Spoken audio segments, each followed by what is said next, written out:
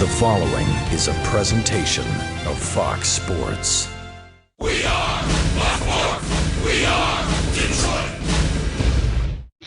Milwaukee, Westphalia took home the title in our first game of the day as football week in Michigan rolls on. Today in Game 2, it's the Clarkston Wolves squaring off with the Lakers of West Bloomfield in the Division I state final.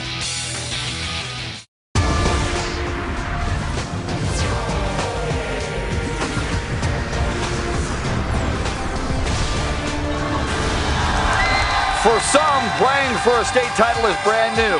Such is the case for West Bloomfield. The Lakers are at Ford Field for the first time ever. They won a Division I championship. Standing in their way is a traditional power, the Clarkston Wolves. This is a rematch of Week 4, and we're ready to bring it to you here on Fox Sports Detroit. Hi, everyone. Alongside my partner, former Lions tight end Rob Rubick. I'm Matt Shepard. Torrey Petrie will join us shortly. The reason the Lakers won the first meeting, Rubes, turnovers number one, but also because they've got some stud receivers that can go get the football, don't they? Coach Ron Bellamy, he has some thoroughbreds outside now. He's got a couple fellas that can go and get it. Had a chance to walk in the field and see him before the game. These are physical specimens. It starts with number 3, Taj Mustafa. He wants to be the Lion King in Ford Field today. This young man can go and get the deep ball. Already committed to Wisconsin. He has big play capability, and they were able to get over the top against Clarkston in the first meeting. Don't look for that to happen today, but it's going to be tried often by West Bloomfield. And then you have A.J. Abbott on the other side. You got a 1-2 punch out there, Shep, that you really can't cheat your secondary to one or the other because they can both hurt you. Very athletic. They catch the ball well in their hands. But it all starts and ends with number 1. That's Bryce Beasley, the quarterback. And I had a chance to stand by him. Man, sometimes they overinflate how big these kids are. Yeah. He's got to be 6'5", 6'6", 230 pounds. He looks like an offensive tackle. I'm not going to lie. You thought he looked like Cam Newton, and he wears number 1, much like the former NFL MVP. If they've got the pizzazz, if they've got the flash, Clarkston is probably just the opposite. They are a power football team. Where does that stem from? Well, Kurt Richardson needs to keep him off the field, and the best way to do that is control the ball offensively. And Clarkston, year in and year out, has been one of the best zone running teams in the state of Michigan. It starts with an offensive line. This is a young offensive line. Now, they start 2 freshmen. You have Garrett Dellinger along with Rocco Spindler. These are 2 freshmen. How good are they going to be in 3 years? Right. But they run the zone play, and we've had a chance to watch Ian Erickson over the years come from Clarkston. Did a great job with it. Today, it's going to be up to Flugel. Mike Flugel is going to come in. He's going to replace Cantu. Cantu got hurt last week. But remember, Flugel was the starting running back before Cantu took the job away. So they're well equipped still. Clarkston feels like they learned something from the earlier season matchup. That went to West Bloomfield. Now, the second game between these two programs is for bragging rights in the largest division in the state. The Lakers and Wolves clash next.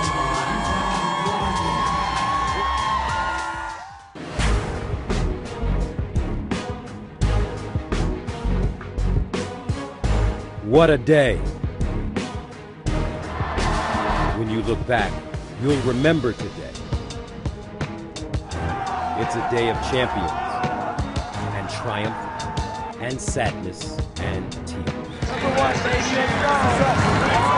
A flood of emotions. That's today. For a select few, it's a day where dreams meet reality. And the ball is caught! Touchdown, King! For those few, it's Coronation Day. In Michigan, we love today.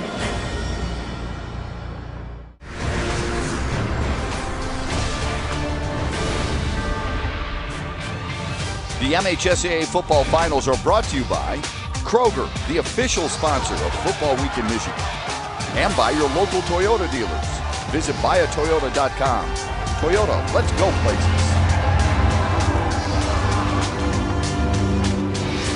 One here at Ford Field. Let's go down to the field. Welcome in the third member of our broadcast team. Hi, Torrey Petrie. Thanks, Matt. The big story for West Bloomfield this season has been the passing of kicker Nick O'Shea's father. Dan O'Shea passed away unexpectedly in October, and this team has rallied around their kicker. They told him he did not have to play that Friday, but he chose to, and he had a few key kicks and a touchdown-saving tackle in that win. In their semifinal game, he wore these cleats that paid tribute to his late father. and he ended up kicking 3 field goals in that 9-7 win. Bellamy tells me that situation has really brought this team closer together. It's taught them how to deal with adversity, and it's made them play for something bigger than themselves. They're playing for Nick and his family. Takes your breath away a little bit. His father, just 52 years young. His father, a former soccer player, didn't really know a lot about football. He actually leaned on his son Nick to teach him a little bit more. And Nick has a powerful leg and drives it into the end zone. Clarkston will take over. 1st and 10, and as Rob Rubik pointed out, the offensive line, big, strong, tough, 6'4", 239. That's what they average. And they will rely on their steady senior quarterback. Nate Nabali, first-year starter, but they name him as a great game manager. Now, Rubes, oftentimes that's a knock on quarterbacks, but not in this situation. No, not in this situation, because you're a team that likes to possess the ball, run the ball, control it. So when you call upon him in a play-action game, he can deliver.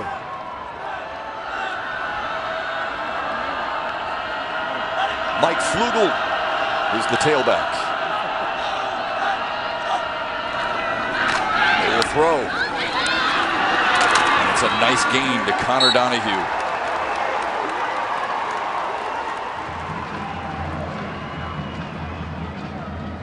Tyler Houston, Connor Heaton are the wideouts.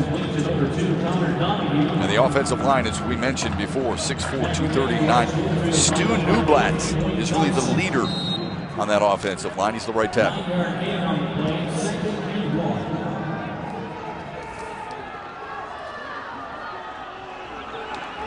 Second and short for the Wolves.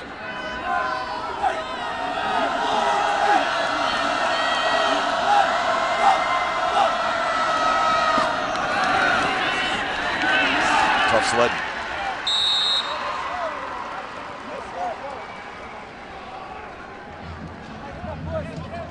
Michael Flugel, 30 on the carry. Cornell Wheeler, 44 on the stop. Flugel, the starter, used to be the starter, then was replaced by Josh Cantu, but Josh Cantu got hurt in the playoff game against Catholic Central. They hurried at the line of scrimmage. Not going to get the first down. Josh Pacolt denied. Try something a little tricky here. They hurry up out of the huddle, get lined up quickly. They just run an ISO, or a little inside zone, whatever you call it, to the left side, Shep. But there was nothing there. Great penetration by the right side, led by Javon Foster, 6'6", 290-pound senior defensive tackle. If you're Clarkston in this game, you're going to have to put points in the board, because West Bloomfield is going to get some. There's no doubt with the offensive weapons they have, they're going to be able to score. Your game plan coming in is try to possess the ball, limit their possessions, and ultimately get some points at the end of drives. Not a good start for the Wolves. Jermaine Romer will punt it deep. Nick Seidel is waiting for it just inside the 30. Fair catch. Actually, I thought he made a fair catch too. I thought it was clear it was a fair catch. Clarkston's complaining about it. It's a 39-yard punt, an 8-yard surprising return. And already, you can tell Kurt Richardson isn't pleased with that decision. Ron Bellamy very pleased with the decision to be a head coach, inspired by Lloyd Carr and others. Here's what he had to say to his Lakers team before the kickoff. You earned the right to be here, but we're not satisfied being here. We have one objective, and that's to win the state championship. Y'all boys good? She.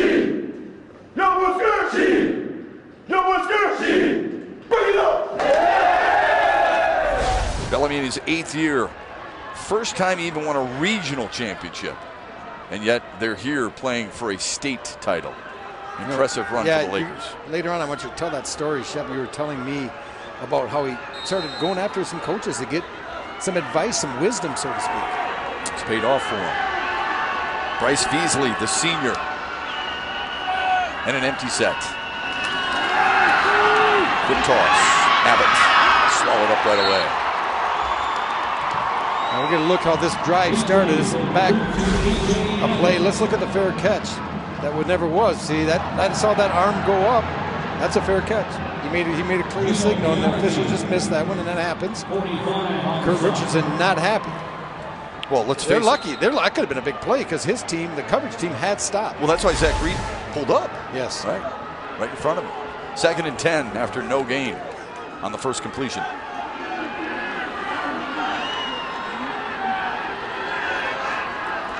Beasley off play action across the middle, zips it in there inside the 45 to James Faulkner, and then they call it incomplete. A little juggling of the football. We're going to look coming at you here. Faulkner going down the middle in the seam. Really kind of interesting. He's looking to the outside. He catches it. Wow. So that's that side. That could have been ruled a fumble. Catch and a fumble. Yeah, because I don't think he was down yet. So the officials also getting kind of settling this game as well early on. A couple calls that weren't calls. Both have gone against Clarkston.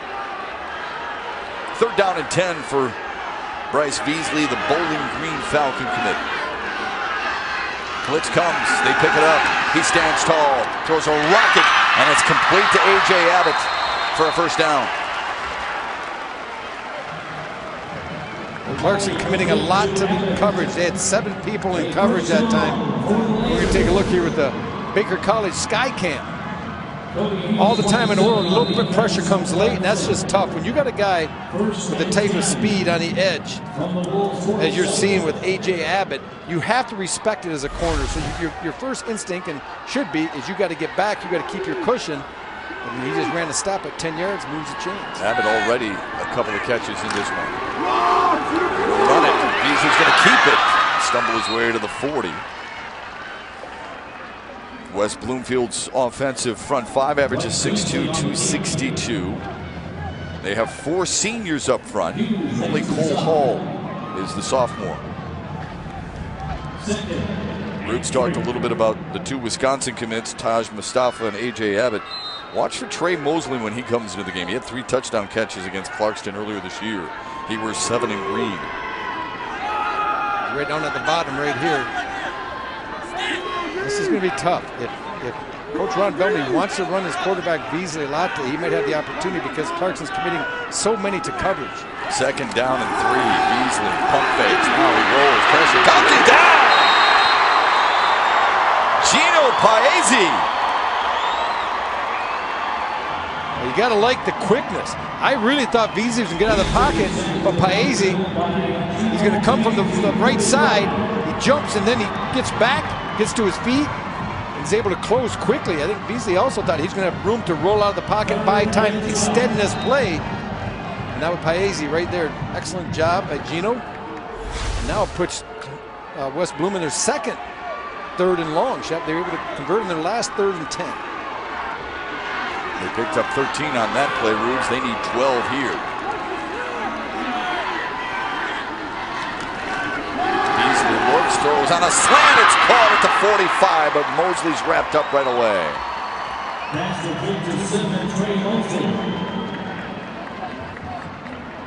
Well, this is just good coverage, wonderful closing speed. It looks like there's something there on the skinny.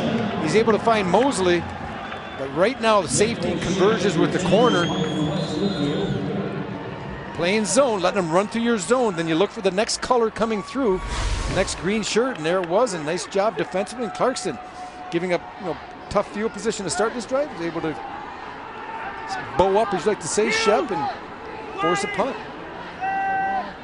Nick Seidel, the punter. Spiraling kick. Keegan King with a very difficult catch inside the 10. Defenses standing strong early on in the strongest division in the state. I'm Ian Erickson from Clarkston. I play running back here at Eastern Michigan. Winning at Ford Field was a great feeling for all of us. We had the goal all year to get there, and we'd never done it before. And just the atmosphere was awesome with the whole town being out there, it seemed like. And I just felt like I was on fire. Cuts it up, breaks free, and he is home free.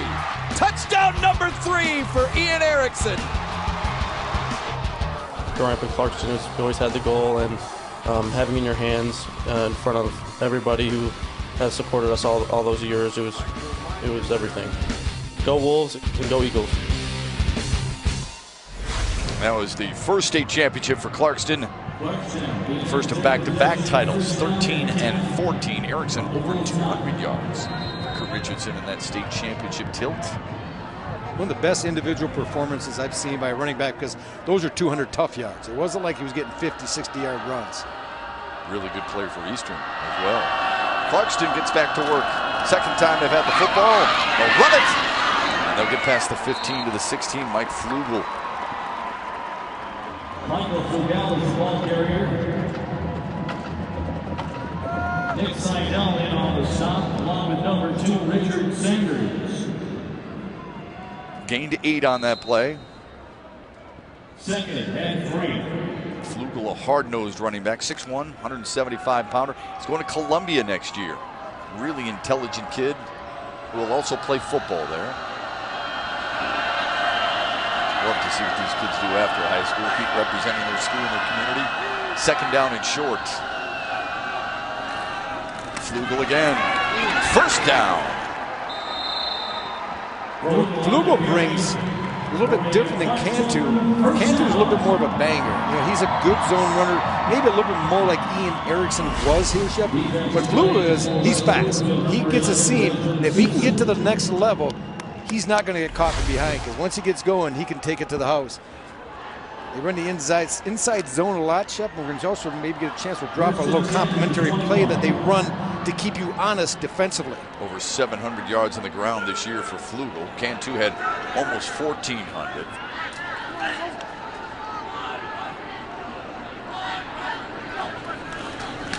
Flugel again. Nothing doing. Nico Mosley with a tackle for loss. Well, if you're gonna break a play down, watch number 4 is gonna come from this side. Watch the penetration. He just blows this up at the point of attack. When you can beat the block inside, it just destroys the entire play. The guard can't get on his path. That's just quickness and effort by Nico. He had 3 tackles in the earlier season win against Clarkston and an interception to boot. Clarkston turned it over 5 times through the air in that game. Something Kurt Richardson says we cannot afford to do against any team. They'll throw it here, and it's almost intercepted. Nearly picked by Dwayne Thompson, who had a couple of picks on the year. Well, Ubali's got to be careful here. He drops back, and there are 2 defenders right on this. And both quite a bit taller than his teammate who was there. That was Connor Donahue. That could have been trouble. That would have been going the other way quickly. That's why if you're Clarkston, you have to stay ahead of the sticks. You can't have those negative plays on first down, because you're playing into the strength of this defense, and that's the secondary. Out of the gun, Ubali brings Donahue in motion. 4-man rush. Here they come, running for his life, and he's swallowed up again. Javon Foster, the big DT.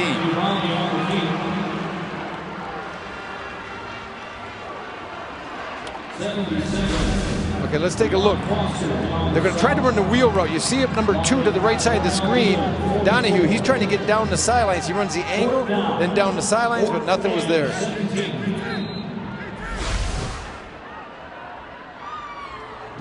West Bloomfield stands to get in very good field position.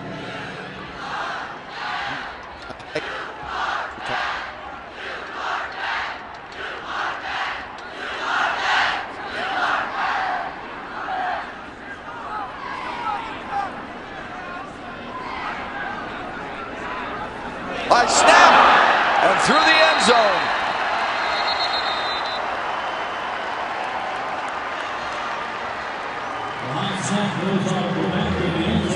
Those are mistakes you just can't afford.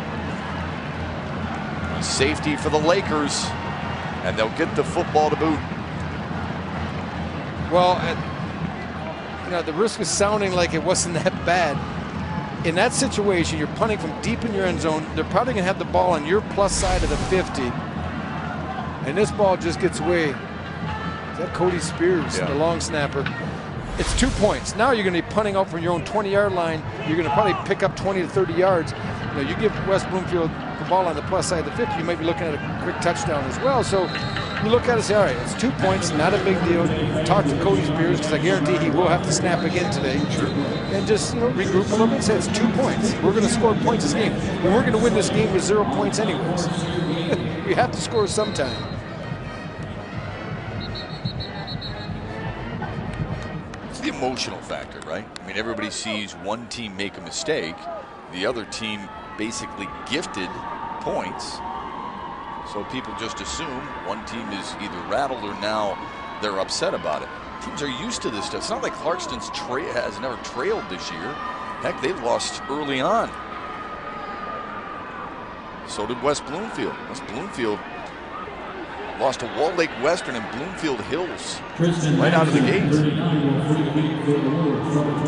Yeah, Ron Belmy said he's telling his team every week's a playoff from here on out. He knew he's probably going to have to run the table. Kick driven deep all the way inside the 5. They're going to field it at the 2.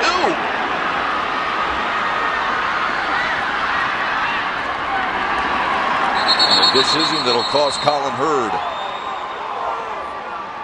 What were you just saying? It's not the end of the world. No, now you're It's making them actually go not 80 bad. yards. Now look at that. Instead of 50. And your defense has been pretty stalwart the last 6 weeks or so.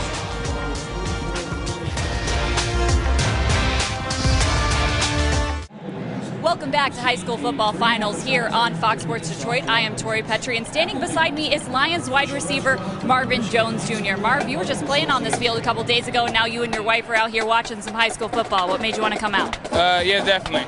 Heard it was going to be a good game, and you know I like going to high school games. So I mean, what better way to come here and to the stadium and see some good football? Why this game? What made you want to pick this one? Well, they have some good wide receivers and a good quarterback. I guess you know two are going to Wisconsin, so you know that's what I love to see. So I came out here to see some good talent. So yeah. Well, this is a habit of yours, going to high school games. What do you like about high school football? It just reminds me of when I was in high school and I miss it, you know. So it draws me back. You know, something about the Friday Night Lights. You know, some of the best memories that I've ever had. You know, in my life. So coming and kind of you know, being nostalgic, I guess. So coming and seeing good talent, that's what I like to do. Favorite high school football memory for you? There's many. I can't pinpoint. I would say back to my first touchdown as a sophomore, I guess, on varsity, the 70-yard touchdown. That's probably one of the highlights. Well, enjoy the game today, Mark. Yeah, thanks. Back to you guys up in the booth. Tori, thanks. That's awesome. 6 catches, 109 yards, and a couple of touchdowns on Thanksgiving for Marvin Jones. On the ground, Hurd. Swallowed up inside the 10. The reason West Bloomfield starting so deep, they also had a penalty on that kickoff. Clarkston, that ended up being about a 72-yard net kick, and you just totally flip the field. Now you give your defense a chance to really pen them up, and maybe you can get the ball back near midfield. You see that defensive line, 3/4 of it start on the offensive side of the ball as well. Tyler Houston, team high 5 interceptions on the year in that secondary. Kurt Richardson is not used to starting young guys. He'd rather obviously let them develop, but when you got 2 players like he has, 2 freshmen, 2 big fellas that can play, get them in there, let them learn. Beasley, another empty set. Blitz comes from the edge, and they barely missed him. He was lined up. Max Nicklin with the pressure. And that can be one of those situations that Clarkston has scouted, watched a lot of films. If they go empty, we can bring pressure from his offside and still stay in coverage to the strong side. You're going to see it come right here off the edge. Times it up perfectly, Shep. And I do think at the very end, Beasley did see him coming. He was able to kind of absorb that hit. That's definitely, I think, a defensive scheme issue right now that Clarkston has implemented for this game. Unfortunately, Nicklin's given up 50 pounds to that quarterback that he's trying to hit. And he put the pressure on. 2 zip Lakers. Beasley, deep shot, incomplete. Trey Mosley, the intended receiver. Good coverage by Tyler Houston, their best cover corner. And talking to Ron Bellamy, he also said one of the things you really have to be aware of as a head coach or an offense coordinator, when you have that type of speed, those type of athletes outside, you don't want to fall in love too much with taking the big shot, because teams will see that. And obviously, their secondary is ready. They're ready to open and run. As you said, Tyler Houston did a really good job opening up and getting down the field in coverage. Now, Clarkston should get good field position. And what's really important here, the long snapper Richie Sanders to deliver to the punter, Nick Seidel. After what happened at the other end the last time down for Clarkston. Short kick. It takes a Clarkston bounce inside the 35 of West Bloomfield. It's called field positioning, right? Rob Rubik mentioned it. Just because you got the safety doesn't mean you're out of it. You flip the field and look at what happened. Madonna University brings you the school profile on West Bloomfield. The Lakers out of the OAA Red Division. Not far from this site. Clarkston has been here before with back-to-back titles. 7 regional championships under that man, Kurt Richardson. What a conference the OAA was this year. It really was. They also, they just had some wonderful teams. Rochester Adams, I had a they chance were to really watch good, it. Yeah. Oh, they were tough. They beat Clarkston, right? Right. Well, Bloomfield. I said Losser. Sorry, showing my age. Right. They've merged now, but Bloomfield High was pretty good as well. Yeah, they were. On the ground, Flugel looking for a block. Nice gain, but it might be coming back. Simpson makes the stop. Penalty flags on the front.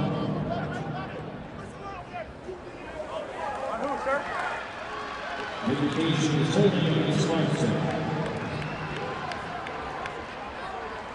Holding on the offense. 10-yard penalty from the spot of the foul.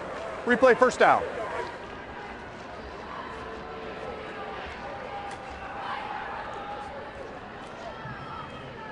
Well, Clarkston once again shooting himself in the foot with the penalty.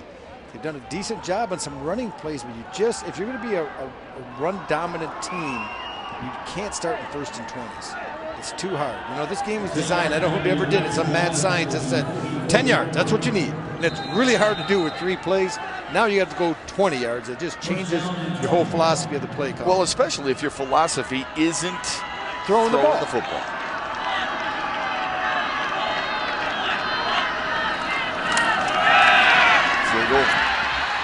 Wrapped up right away. Foster again. 77's a big man, 6'6", 290 pounds. He plays both sides of the ball. He's got long arms, and he's tough to get rid of. Jumps out at you when you watch the film on West Bloomfield, that's for sure. Well, Coach Bonamago is going to be pretty happy up at Central Michigan. Javon Foster has committed to become a Chippewa. 6'6", 290 pounds. You can't coach that. How do you? It's a good 290 yeah. too. Oh, it is. I saw him. He's not sloppy. bad. He's not. No. He's not a 6'3" guy that's just kind of coming out of all the seams. One of 13 D1 commits on this West Bloomfield team. Second and long. Play action. Has a man open. Can he hit him in a seam route? He can't. Just 34 seconds left in the first. Speaking of the big guy, Javon Foster. Tori Petrie has more on the sidelines. Yeah, he's only been playing high school football for 2 years now. His dad played college football in 6 years in the NFL, but he only started playing football because his buddies were. He joined up his junior year, and it's going pretty well for him. I would guess so. As a former NFL player, you never want to try to force your kids to play football. But my son is 6'6", 290. Son, get off the video game. You're going to play football. You're going to make a lot of money someday, maybe. Empty set. For Bali. Pressure comes. He delivers down the sideline, and it's incomplete. Solid coverage downfield by Lance Dixon. Pass intended for Michael Cornell is incomplete. Lance Dixon on defensive coverage for West Bloomfield. 4th down. 4th and 21. Nick Seidel. Back deep for West Bloomfield.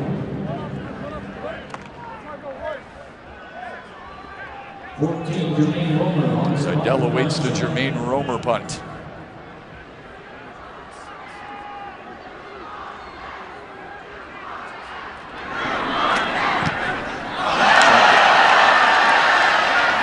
That is tough. Special teams really have been really prevalent for both sides.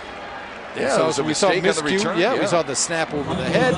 We saw the mistake trying to return the ball. You should have with the penalty tapped onto. And then you also see a shank punt and the fair catch, which wasn't called.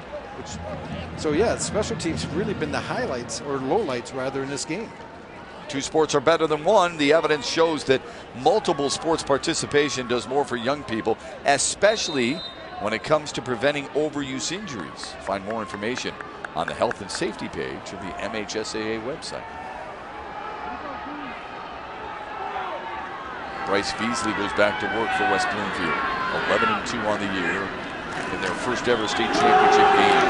On an inside give, Shamar Dennis. Just his 34th carry of the year. Well, this is going to be an outside zone play.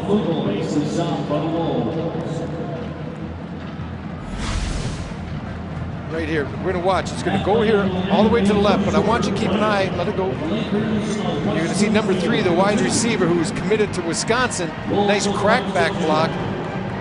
And you want your receivers, all the guys will run down the field, throw the go route, but very few like to do the dirty work, and that's getting outside, making that block to make the extra yards in a play. Play left to play here at Ford Field. 1 quarter in the books.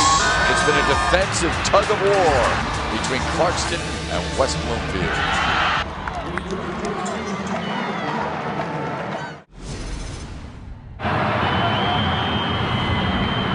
Well, here's some razzle-dazzle. Finally back to Zietlow, the quarterback.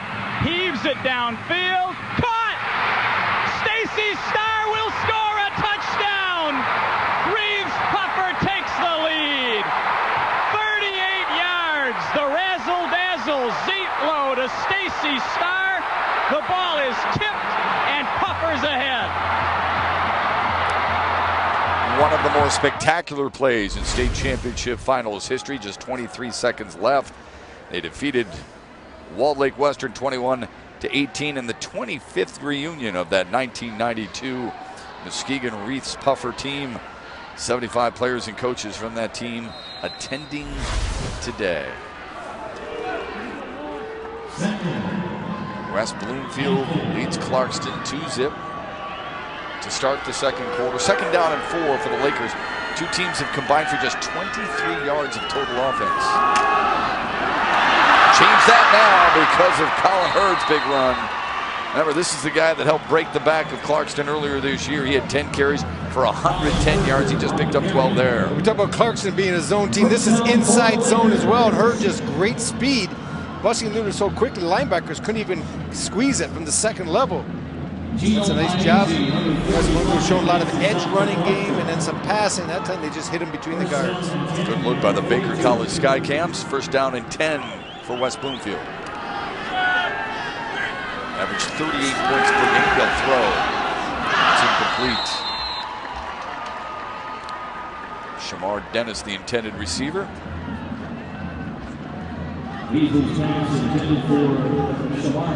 They're getting some pressure on Beasley. And that's something that Clarkston felt like they had to do. And Ron Bellamy told us earlier in the week, look, I know we beat him 37-15, but he said, Shep, it was a lot closer than that. Remember, it's just, 7-0 at the half. He says the second half, we took advantage of their turnovers. We talk about the pressure they're bringing defensively. None of it's really guys beating guys in the pitch, like winning one-on-one battles. Yeah. It's more edge pressure, it's more scheme pressure right now that they're dialing up defensively. 2nd and 10. They bring the blitz again. An inside give. Bounce into the outside. Hurd. And he creeps inside the 20.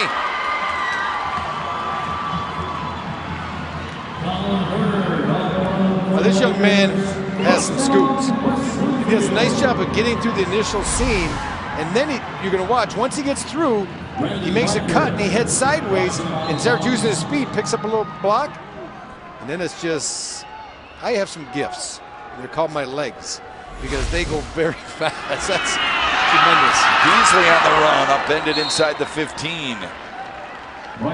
See Beasley take a shot, gets flipped up in the air a little bit in that last play. He's taking some hits now. It's a good thing he's as big as he is. They've 2 or 3 times on pass plays, he's taken shots. That time on the run play. Yeah, it looks like it's pretty tough to hurt him with his size. Officially listed 6'4", 2 1/4, but well, he's all of that. He's all of he's bigger than that. Yes. You thought, yeah. 4 wide receiver set on a 2nd and 3. Bird, the flag on the play.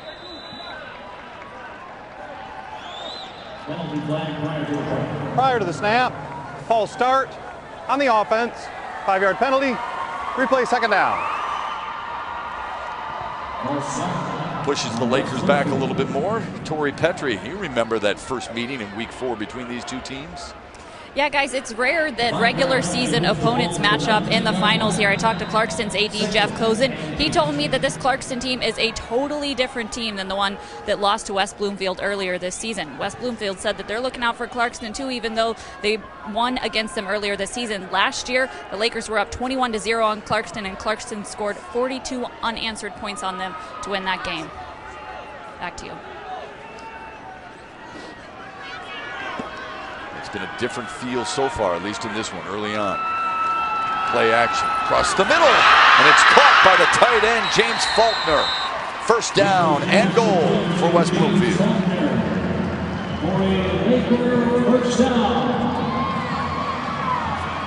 Torrey talked about the difference for Clarkston now compared to then. Garrett Dellinger and Rocco Spindler are a big reason why. Dellinger and Spindler, just 2 freshmen, but Rubes both 6'5", 250 plus. They changed the whole dynamic up front, both offensively and defensively.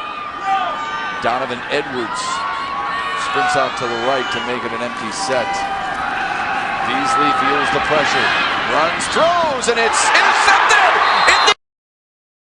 Zach Scott with a huge play for the Wolves defense.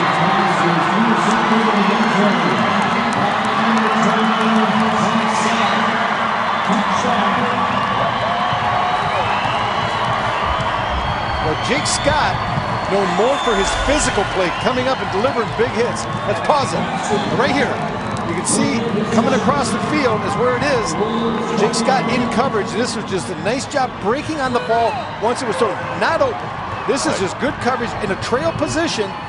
He becomes a receiver. A little bit passive. That time on the part of Trey Mosley. I don't know if he didn't think that Scott was so close behind him, but he really could have came back and made an attempt on the ball. But nonetheless, a huge play for the Wolves.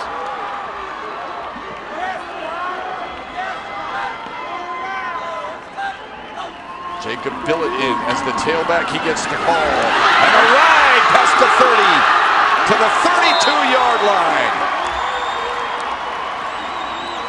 Ball carrier 16, Jacob Billett.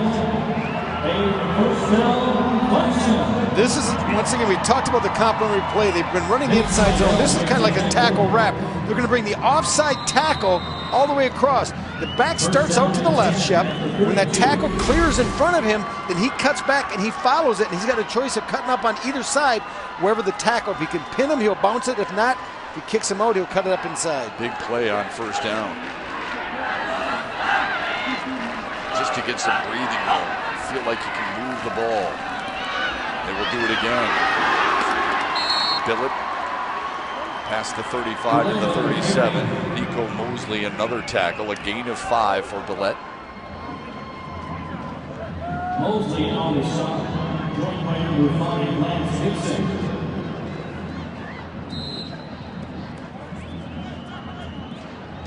Second and 5. So 2nd down and 5 now for Clarkston. Who no doubt feels like we've hurt ourselves more than we have watching West Bloomfield beat us. Hard count. Billett. Broke a tackle.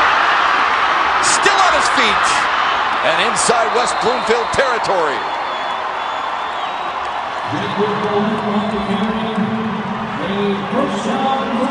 Well, Billen's been the workhorse here in this drive. It's giving you a little bit different look. More of a cutter, short strider, Shep. You can make people miss. You know, when you replace a really good running back like Cantu, you don't always do it with one guy. We knew we would see Flugel, but Billet, that has 3 carries for 35 yards already in this drive. Gets the call again. A negative play. Nick Seidel, key play coming up from his corner spot. What a game he had against Clarkston in the first game. 10 tackles, 2 interceptions, and a sack. Yep. It's a type of situation, Shep, that you just got to kind of bear down and just try to make something happen. Now a 4 wide receiver set. 2nd down and 11. Quarterback draw. Found a little opening. Close to the 40. Give him 5. Seidel with another tackle. Now you're in a situation where you might be contemplating going forward on 4th down. Yeah, you know, you're on the plus side of the 40. Depends how much confidence you have in your defense right now. But here's the quarterback. We see the same type of wrap play with the tackle pulling from the backside. And now you're going to run your quarterback, which they have not shown at all, Shep. So you're trying to, Kurt Richardson trying to put little changes, little tweaking his offense a little bit, getting different looks off his base zone offense. Flugel is back in at the tailback spot. Clarkston needs 6. To move the change. They set up Flugel. Nice move, but get a flag on the play. Not a lot of room there. Now they're going to holding call. Noah Burt, the left tackle, is going to get.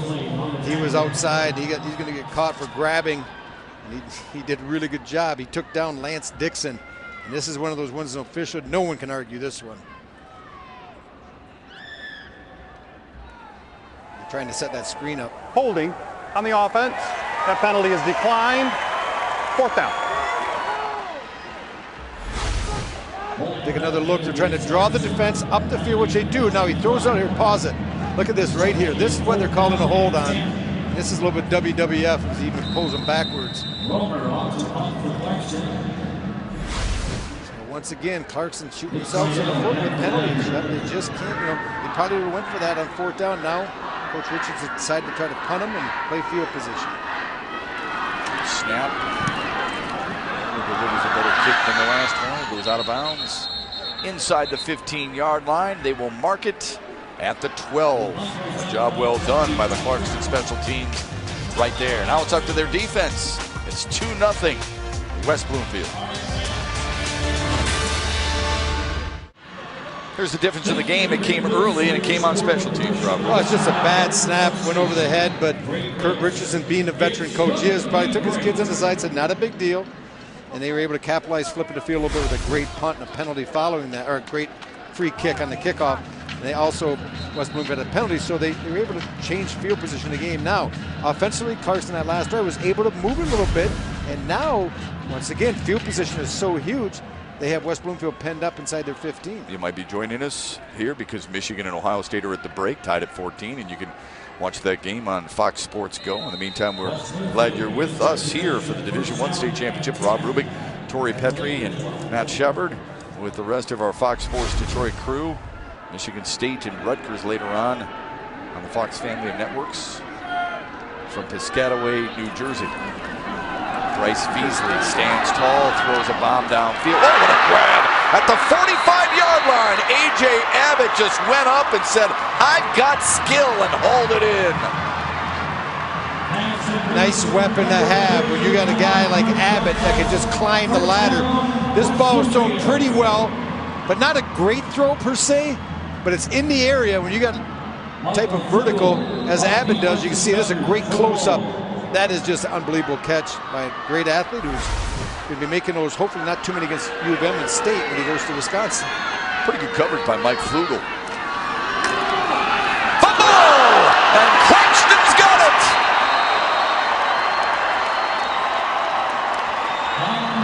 Cody Hughes, Johnny on the spot.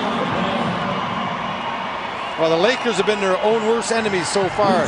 When they get things going offensively, they turn the ball over. We saw the interception in the end zone, and now coming through, beginning of a nice run is Hurd, but he just gets hit from the side. The ball was falling to the ground. A nice job getting out by Cody Hughes. Another look from the backside, and good job closing. Javariar Skaggs. He punched it loose.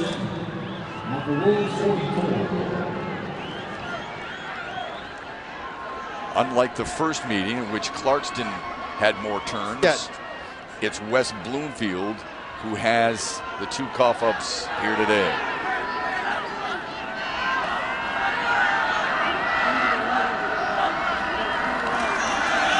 On first down, a wheel route that goes incomplete.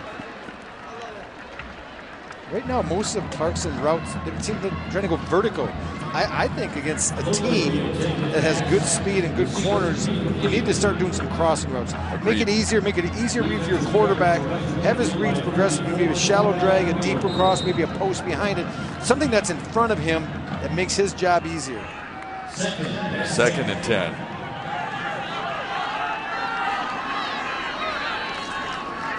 Billett is in as the tailback. Gets the call. Going backwards. Nick Seidel, another tackle. The senior, over 100 tackles on the year, and described as a playmaker for Ron Bellamy's West Bloomfield team, along with that man right there, Lance Dixon. This last drive here we're watching right now, Shep, Kurt Richardson takes an attempt and throws the ball, trying to hit the big play. If you don't hit it, it really hurts you for the fact now it puts you behind the stakes once again. You're facing a 3rd and long. Volley out of the shotgun. Good pocket. Rolls away. Pressure comes. Dixon's got him. That kid is really good. Well, Dixon does a great job getting late pressure. The coverage downfield, there's nowhere to go with the ball. We're going to look, see what Ubali's looking at. Look, there's just nowhere. The crossing routes covered, the post is covered. What is he going to do with the ball? He ends up just eating it as Dixon comes. And here's a look at coverage outside.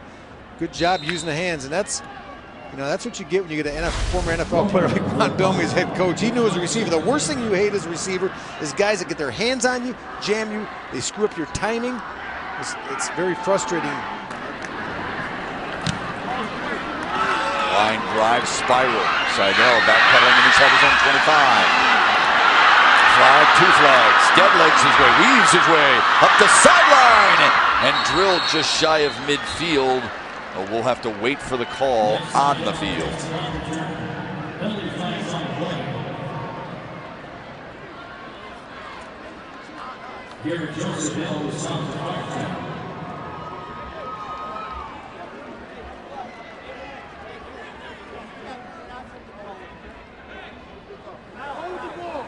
Illegal block in the back on the return.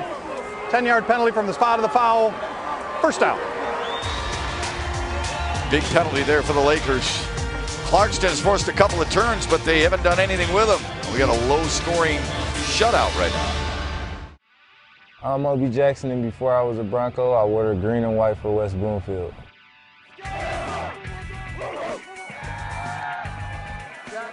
Laker football has taught me how to be a supportive teammate, how to have chemistry within the team, how to be disciplined. One of the biggest assets I think West Bloomfield has is the swamp, the student section. Now I think that has to do with a lot of the success. Being able to play football in the state of Michigan is like a blessing. Some of the toughest players I've seen come from the state of Michigan. Go Lakers and go Broncos. It's never been just a game. Good player at West Bloomfield. His brother plays at Michigan State. So the Twins, very strong for Ron Bellamy's club. They never got him as far as this team has been able to get them. And with a little bit more than 4 minutes remaining in the opening half, it's a little different than I think anybody would have expected in a 2-0 game right now, Ron. In the second inning. Right. Points are at a premium. We said that safety wasn't a big deal. You could come back from, well, the way this game is going, who knows? I feel like Michael Fulmer's on the mound for crying out loud. Bryce Beasley with an inside give to Colin Hurr, who fumbled last time he touched it. This time gets nowhere because of the pressure and the ability to slide side to side by that Clarkston front seven.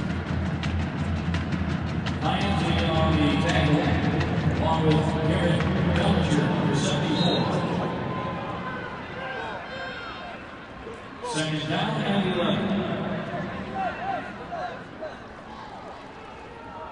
Well, I know a lot of people probably thinking, if you got A.J. Abbott and Taj Mustafa, two guys going to play in Madison for Paul Chris next year, why are you running the ball? Because you got to have balance. You can't just pin your ears back. That's what they'll do here. A big slant. James Faulkner's been a go-to guy. That's a first down. The senior tight end, another big target, 6'4", 210. Picked up 14. Well, what is happening is Clarkston is widening their linebackers to help in coverage, in pass coverage. Also can see edge run. When they do that, it opens up the middle of the field. And they're exploiting it. That's just a little bit of a seam pass to Faulkner, the tight end. Linebackers are getting drops deep quickly as well. Hurd cuts it up. Good first down run to the 34. Zach Scott in on the tackle, a gain of 6. West Bloomfield shows signs that they can do some things offensively, Chef. Yep. They've moved the ball in the last couple of drives. The worst problem they've had is turnovers. You can't, get in the red zone and get a turnover near midfield. When you got a few first downs, you turn the ball over.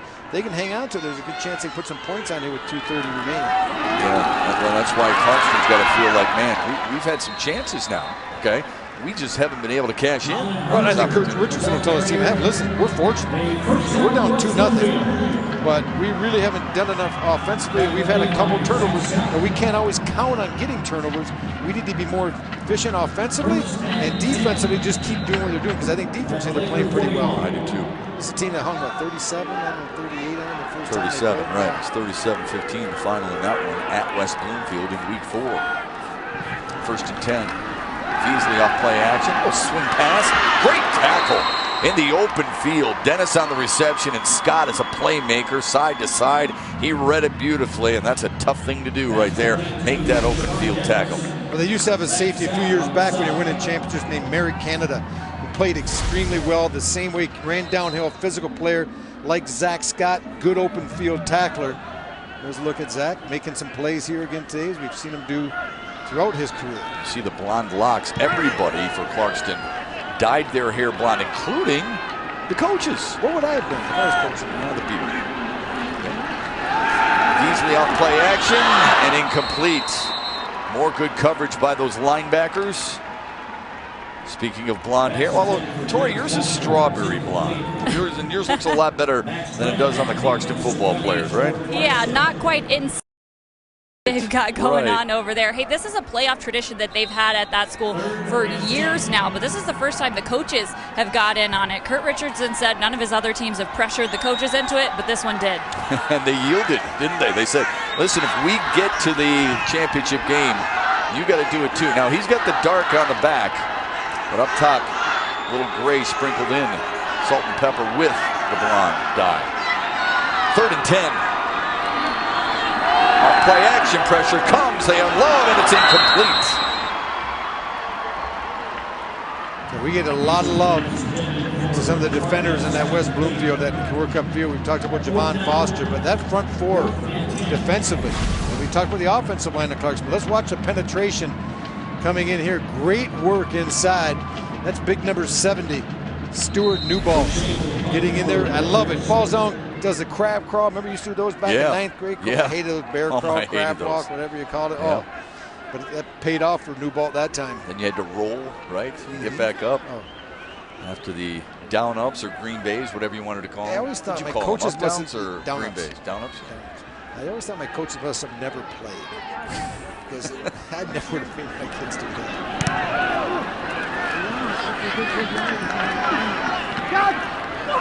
Hey, that's a really good job, isn't it? I mean, Josh Luther is back to receive that.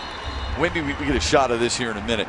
What he tells his team to do is football fundamentals. Watch this. We'll have it for you here in a minute. What we're coming up at the half, we're going to hear from both coaches. There's a really cool story about a family that loves the game of football, but they don't play it. And then I'll look back at the first half, the stats and the highlights as well.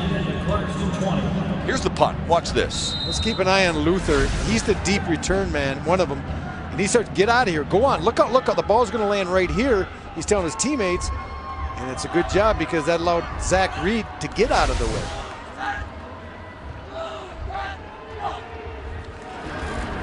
Flugel.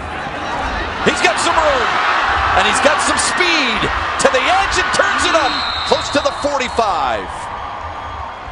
How about the block of Rocco Spindler on that play to bust him open? I'm going to tell you what happens here.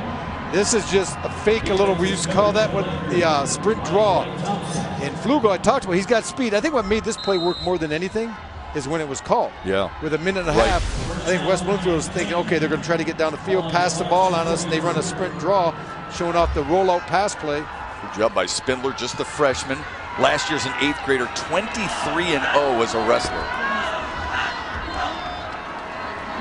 They'll roll the pocket, step into it, has a man! Shy of the 40, it's Tyler Houston.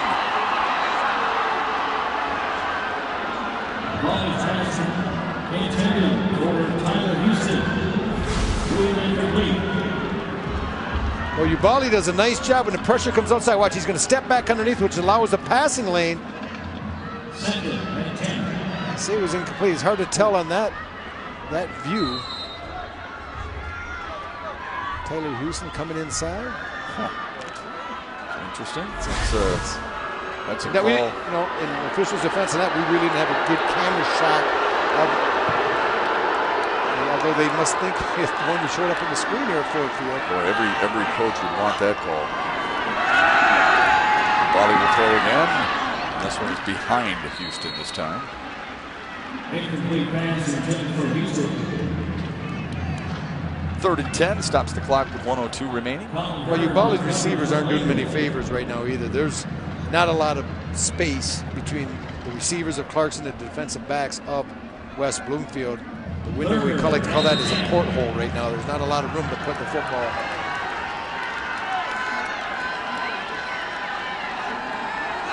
3rd and 10 for Clarkston. Latter stages of the first half, West Bloomfield will get the kickoff to start the 3rd quarter. And this time, the play that was big before doesn't work. Sterling Miles was ready for it, and a -4 on that carry. And West Bloomfield calls a timeout.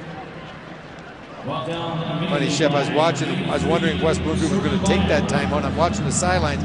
Ron Bellamy, a former U of M receiver, Detroit Lion, had a few years in the NFL. He just ran about a 4.340 from one 40 to the other. You can see him running out to the official. He runs by him. You run through the tape. You don't stop. So your time's not good. Ron was coaching that 40. Make sure you run through it. It's a good look at Coach Bellamy. Yeah, you and I asked him, when did you know this team would be worth something? He said, look, I thought we'd be good before the year. They had 7-on-7s. They kind of stumbled out of the gate. We mentioned it before. West Bloomfield losing to Bloomfield Hills High School and Walled Lake Western. Walled Lake Western a power. And he said it was kind of a blessing. You start 0-2, it humbled you. It brought us together. And now it's been a little bit of a mindset. They've handled adversity pretty well. He's back here because he played here as a pro. What was it like for him to be back here as a coach at Ford Field? It's surreal. 20 years ago, I played in the state championship game in Louisiana, and now fast forward 20 years, being a former player in Detroit and playing in the stadium as a player, now I'm a coach and lead young men and a young lady. I'm speechless. Done a heck of a job with the Lakers, hasn't he? Yeah, he quality man, and he married well. He married a teammate of mine, Dexter Bussey. He married Dexter's daughter. So it's great father-in-law. Great in-laws. They might have got a piece of that. Seidel with a running grab. Stops and starts again. There's a flag. There's 3 of them. Oh, goodness.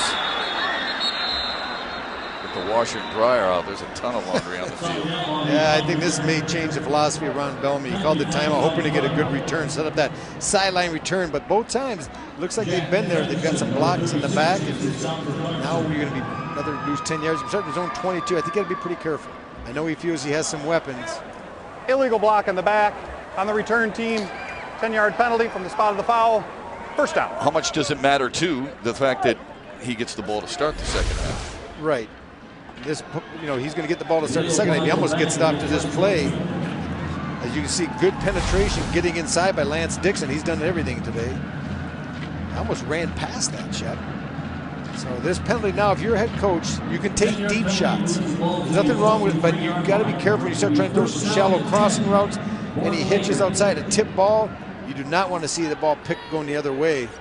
And you've played so well defensively in the first half. You hate to give up some points by your offense. You do have a couple of timeouts. Maybe a lot determines what happens on first down, right? Yeah, and you have a good kicker in O'Shea. You do. It's a good point, too.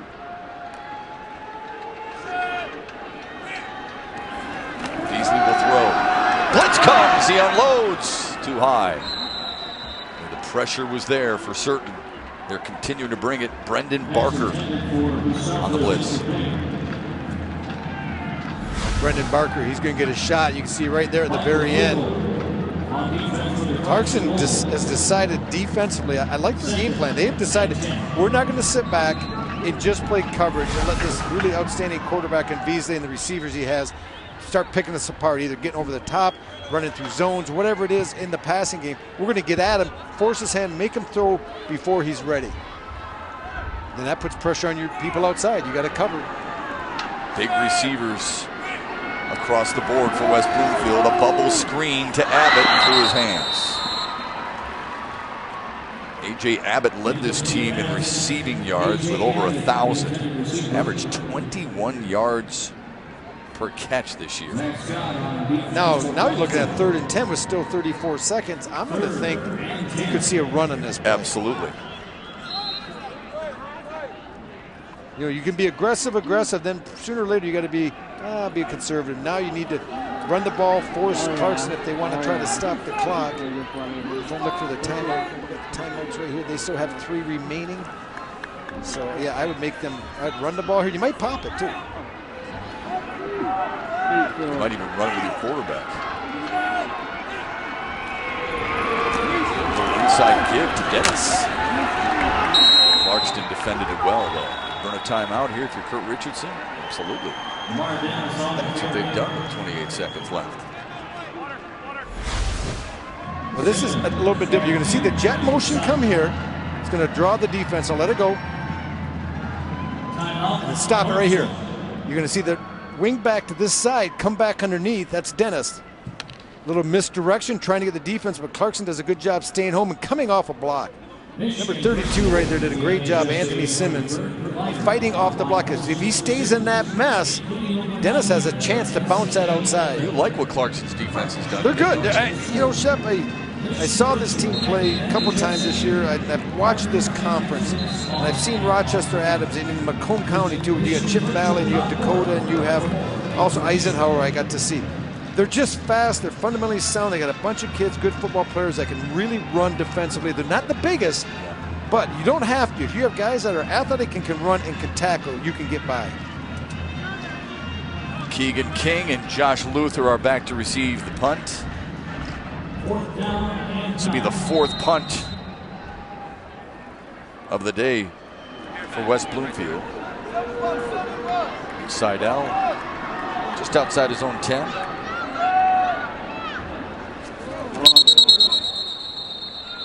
Illegal motion against the Lakers. Prior to the snap, false start on the offense. 5-yard penalty. Down remains 4th. False start.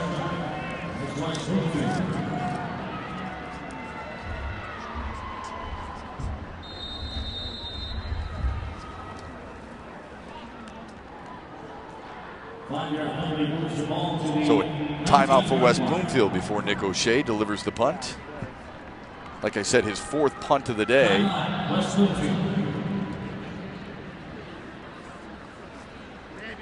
Kurt Richardson. This is where, as a offensive coordinator or a head coach, your wheels are turning. What do we do depending on when we get the football? The MHSAA's 23rd Women in Sports Leadership Conference takes place in Lansing February 4th and 5th. It's a great opportunity for students and adults to explore everything from healthy lifestyles and leadership to careers in coaching and athletic administration. Visit the MHSAA website for more details.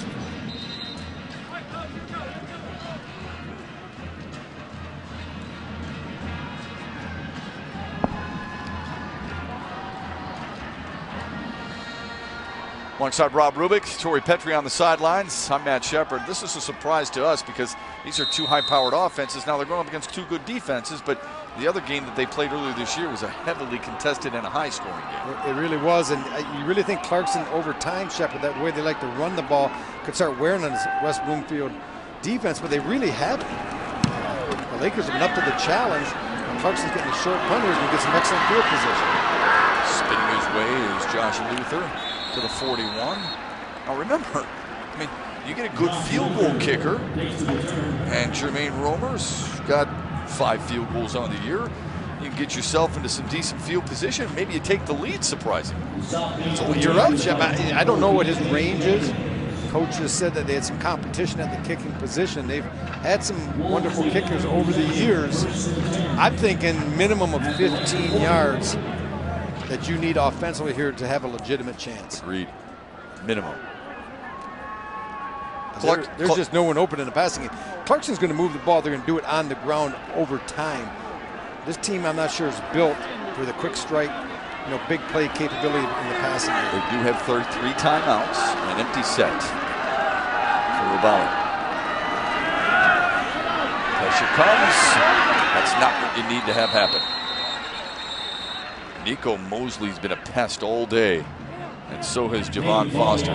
The front 4 for West Bloomfield has been stellar. 14 seconds remain in the half. Yeah, West Bloomfield on the back end is good enough, Shep. When they don't know you're going to throw the football, when they know you're going to come out and pass, their coverage is outstanding. There's just no one running free, and people are going to say, Ubali, you got to throw the ball. But if you can see what we can see, you can see the whole 22 up here. There's no one open. If he's going to throw the ball, it's going to be a great opportunity to be picked off. Army National Guard 100-yard challenge will take place. This is game 2 of 4 games on our air, and it's been a blast, hasn't it? Always enjoy it every single year. And then coming up this afternoon and this evening, Saginaw Swan Valley against Grand Rapids West Catholic, and then Farmington Hills Harrison, more state championship titles than anybody else, against a power from the west side of the state. You know what I like about those games? You don't see Harrison play Muskegon very often, right? So you got to wait till this time. It's almost like back in the day it was the Lakers and Celtics. They played twice a year, right? And then they finally get each other in the finals. Then you really determine it. Second down and long for Clarkston. And now West Bloomfield burns a timeout. A little chess match going on between Coach Richardson and Coach Bellamy. What's the point of that, do you think? Well, the point of that is just to see what Coach Richardson took a timeout. He drew up what they wanted to do offensively. You have the timeout defensively left. Use it. Now you can adjust your defense. They had isolated man-to-man on the back side of that coverage, and they had number 36. That had been Jack Featherstone. He was in man, lined up man. So what you're going to do now, if you're Ron Bellamy, you're going to look at it. All right, this is what they were trying to do. This is what we can do to protect ourselves against anything that we weren't ready for. Talking to Ron Bellamy earlier in the week, said, look, first time ever winning a district championship, a little bit of surreal, but never thought we'd get this far in terms of him as a coach, learning that it's a process, and he had to learn away from football what it took to win in the playoffs. So you know what he did? He called on guys like Kurt Richardson at Clarkston. He called John Harrington at Harrison to try and learn a little bit more and see what it took to get their teams successful in the postseason.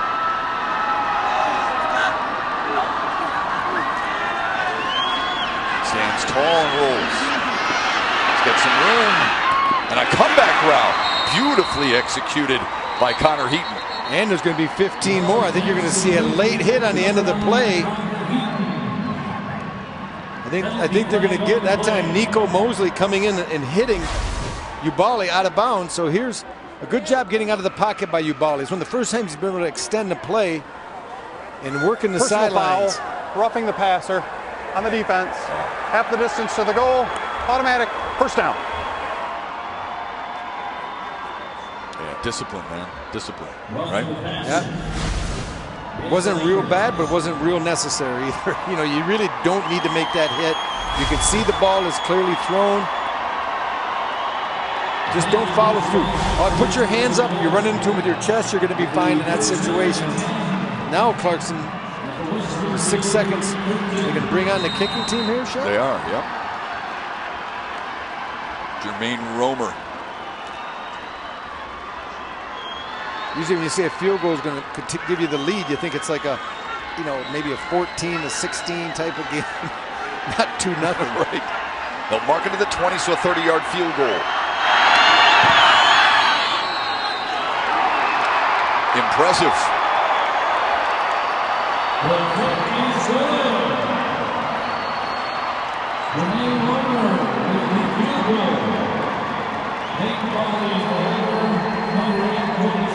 See how good this is from our Baker College Skycam.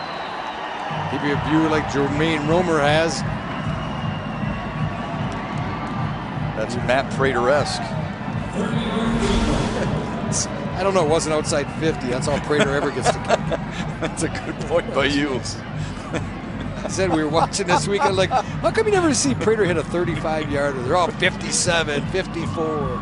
52 for the game, right? I said, if I was Matt Prater, I'd be on the sideline. Like, really, guys? Can't we just, like, get it down inside the 20 once or twice? Oh, it's great. But, you know, Shep, what a finish. You know, why are you taking those timeouts? Clarkston, I think that play really worked because of two things. One is the lack of containment, where Ubaldi was able to get outside the pocket, extend the coverage long enough down the field where his guy could work to get open, and he did just that. And that was a nice job by Connor Heaton working the sidelines. And then, obviously, the 15-yard penalty tacked on gave them a great opportunity for Romer to make the field goal. You just squib it here, do you think, Rick? Yeah. 2 seconds.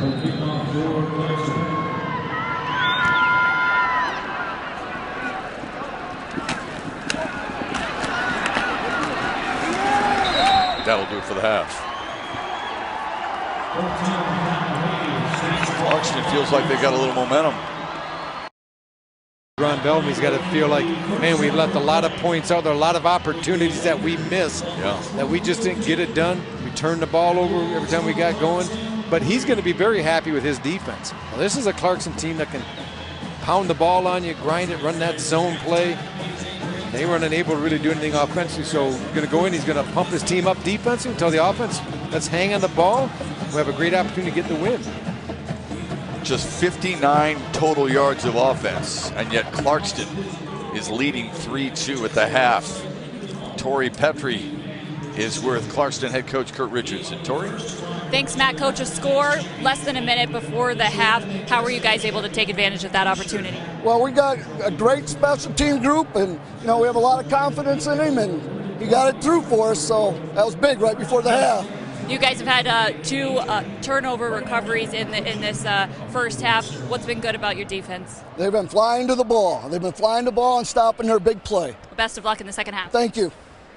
Matt? They forced the 2 turnovers. West Bloomfield able to move it at times, but hurting themselves. The Wolves licking their chops at a second half and leading by 3-2. It's a postseason baseball game-like feel, but the Wolves will take it at Ford Field and on Fox Sports Detroit.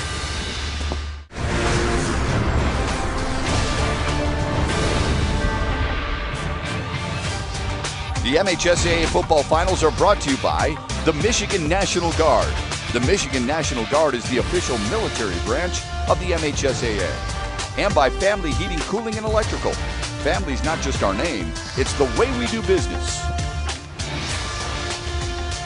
Been a slugfest in the Division I state championship so far here at Ford Field. Clarkston gets a late field goal. They lead the Lakers 3-2, just the 3rd time in the history of this great championship in which a team started the game with a safety. The previous 2 teams, by the way, won those games. So a 1-point difference here at the break. I love football, man. My father played it. He passed that passion down to me and my brother. I've passed it down to my 3 boys. Just can't get enough of it. Whether you're playing it, watching it, dissecting it, whatever it may be. Not everybody has that great opportunity. The Oosterbaan family out near in the middle of the state didn't necessarily have that chance to suit up with a helmet and pads, but instead with a referee uniform. Here's what I mean. Make sure we see the footballs. Let's have some fun. Good luck, guys. The Jostburns family is your typical sports family. They love football. It's been part of their lives since they can remember, except the affinity for the sport doesn't stem from playing it. It comes from officiating it. For me, it was originally a passion for the game of football. We've been doing it together for 15 years. I've been in it for 33 years. Your goal line, Tyler. Tony worked his way up from the recreational league to the high school ranks, and his daughters quickly caught the competitive bug. They love sports. They grew up with my husband, and his passion for sports kind of carried over onto them, and I love seeing that. I started out reffing some basketball games, and then once I got in college, coming home on a Saturday to make some money reffing football. My dad thought that made a lot of sense, so gave it a shot, and it was a lot of fun. When I was a junior in high school, Steph had already gone through it, where she had started to ref the youth stuff. And so it was just my turn, and that was a great way for us to make money. Don't move the chains. They're taking off over there. Hey, chains, hold your spot, please. That's not to say it's always been easy for the Jostburns. There's been plenty of challenges, like players and coaches getting used to female football officials. The most common reaction I get is like the question of disbelief, like, you ref football? You're one of the refs? And I don't think that I've experienced being treated any differently. People yell at the refs no matter what, usually, so. I kind of try to ease the waters early and communicate early with coaches, kind of break that silence so that they know I'm willing to talk to them. We're there to help them. I'm happy to explain calls, anything I can, and really work well for the entire game. But the positives and life lessons learned have made it all worth it. Early on as a father, it was tough not to stick my nose into situations that they needed to learn how to handle. You know, we raised them to be strong, don't let anybody put you down. So they learned how to quickly handle themselves on the sidelines. I actually felt really prepared going into my first interview in my career. Times when you've had disagreements with coaches or players, and you've had to explain why you made the decision you did, and you might walk away not all on the same page, but you can still continue to work together. Working as part of the same officiating crew serves as therapy for all, but the family time is the thing they treasure most. I really only like to officiate with Dad, so I fill in on his crew when he needs me, and every time he needs me. If he asks if I can do it, I like to come and do it, because it is a very unique way that we bond. The game takes 2 hours, and we have 2 hours of prep. We have an hour drive in the car. We have half an hour, 45 minutes of post-game where we're going over penalty reports and we're talking about, wow, did you see that play, and what happened on this, or boy, we booted that call. But you get together and you talk, and it's an evening for me. There are other members of the family who are affected by this football officiating fetish. Tony's wife Brenda and Stephanie's husband Nick are known as widows during the fall. So one of the things that I like most about it is the time that she gets to spend with her dad and her sister. But as the kids get older, it gets easier and easier. I can pack them up and take them sometimes, which is fun. They like to see mommy officiate. My daughter Amy got me a 10-week football widow package with something to do every Friday night for 10 weeks in a row, lots of movies, a little wine, so it was all very welcome, and I used it all. See this, I had a great opportunity to meet Tony Jostburn and the rest of his family. So welcoming, so loving, and so much passion for the sport, and wanting to do what's right, wanting to mentor future officials as well. We wish them the best of luck the rest of the way, and of course the upcoming holiday season as well. Holiday season in Michigan means it's state finals time, and this has been an absolute battle inside between West Bloomfield's Lakers and Clarkston. It's 3-2 Wolves. Here's what's coming up. the rest of the day. Saginaw Swan Valley will battle Grand Rapids West Catholic in the Division 5 state championship. And to close things out here on Fox Sports Detroit Plus and Fox Sports Go, it's Muskegon against Farmington Hills Harrison at 7:30. Two dandies on tap. And if you're trying to figure out where can I get Fox Sports Detroit Plus to catch those finals, depending on your provider, this is where you go. But just a reminder, all of them streaming on Fox Sports Go. A reminder, you can listen to what the coaches and players are saying after the game by punching up MHSAA.tv for the post-game press conference. You can also watch archive games from this weekend and state finals going back to the 1980s. Check it out at MHSAA TV. Interesting perspective from Rob Rubik on why this team is so tight, so low scoring, and the numbers to support it when we come back.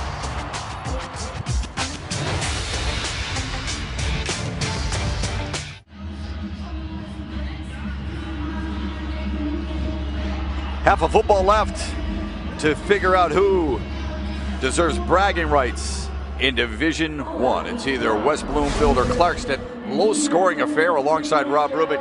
I'm Matt Shepard. What gives, man? I mean, is this really good defense or bad offense? I think it's really good defense and some missed opportunities offensively. When you see our highlights, you understand why we're saying this. There's not many. No, our scoring highlights will not take long. It starts out, you're going to see a bad snap, Shep, over the head. This is going to be a safety. And this is the first low light for Clarkston. This gives it 2 points to West Bloomfield, which are the only two. They're going to get the entire half. And then at the end of the half, after a 15-yard personal foul penalty, puts Clarkston in field position. Romer's able to kick the field goal and give them a 3-2 lead. So those are the highlights. West Bloomfield blew an opportunity. They were getting deep down into the other end in Clarkston's territory. We're going to take a look here. Number 15, that's a tight end. That's Faulkner. He's going to release inside. The motion holds one play side linebacker, and they're bringing heat from the other side, which opens up the area. Beasley does a nice job of finding Faulkner. We thought this was going to lead to a touchdown, but subsequent play due later on, intercepted by Beasley, and Clarkston avoids the touchdown. So now we go in the second half, a 3-2 game. Chef. Yards hard to come by. The third down conversion rates 1 for 11 combined. And the penalties, especially that fifth penalty by West Bloomfield, really hurt them. 3-2, Clarkston leads it. The second half upcoming. Remember this, in week 4, West Bloomfield used a huge second half to pull away and beat them. They need the same here today.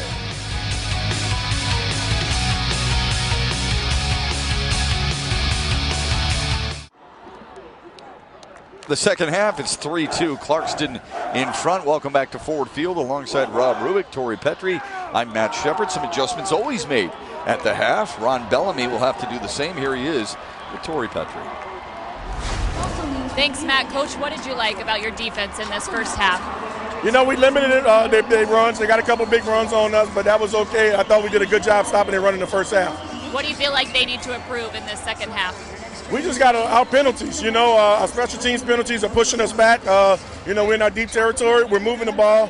We are executing, having some success. Got to limit the turnovers. We had 2 in the first half, and, you know, take care of the football and move the ball. We'll win this football game. What did you tell your team at the half to stop this score from just before the half to stop your momentum?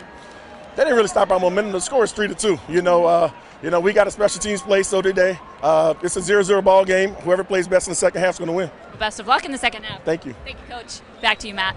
All right, Tori, thanks very much. So some adjustments, and I would guess Ron Bellamy still feels okay with what's going on, right? I think you look at Tori and say, momentum, it's 3-2. You know, come on. There's no momentum yet. I know what Tori was going at is the fact that, hey, you were going to go into halftime with the lead at the very end. You lose that. Does that affect you? And I think Coach Bellamy is saying, nah, we're okay. And he likes what his defense has done. Offensively, he said they've been their own worst enemy. Yeah. You know, he wasn't even sure he was going to get into football. I mean, Lloyd Carr provided the inspiration for him. His last year in the NFL was 2008. So he's trying to transition to the real world, and he sat down with Coach Carr one time and he said, I'm not sure I like this whole computer age or sales or whatever it may be. And Lloyd Carr said to him, you know, I'm telling you right now, you were a coach on the field for me. I want you to get into coaching. You should explore it. But he's a quality right guy. move. Yeah. Not only the football aspect, but with the young men. You want top-notch, high standard individuals like Ron Bellamy. Good kickoff for Clarkston to start the second half. And you don't mind what West Bloomfield did when they possessed the football in the first half. What will they have to continue to do besides the obvious? I really think they could come out, keep them spread out, and just run the ball. I think if they can run it 3 times without getting a penalty, they're going to move the chains, because Clarkston is so overextended against the passing game. They got their linebackers dropping quick, getting wide. They got a dime package in the game at all times. There was 6 defensive backs in coverage.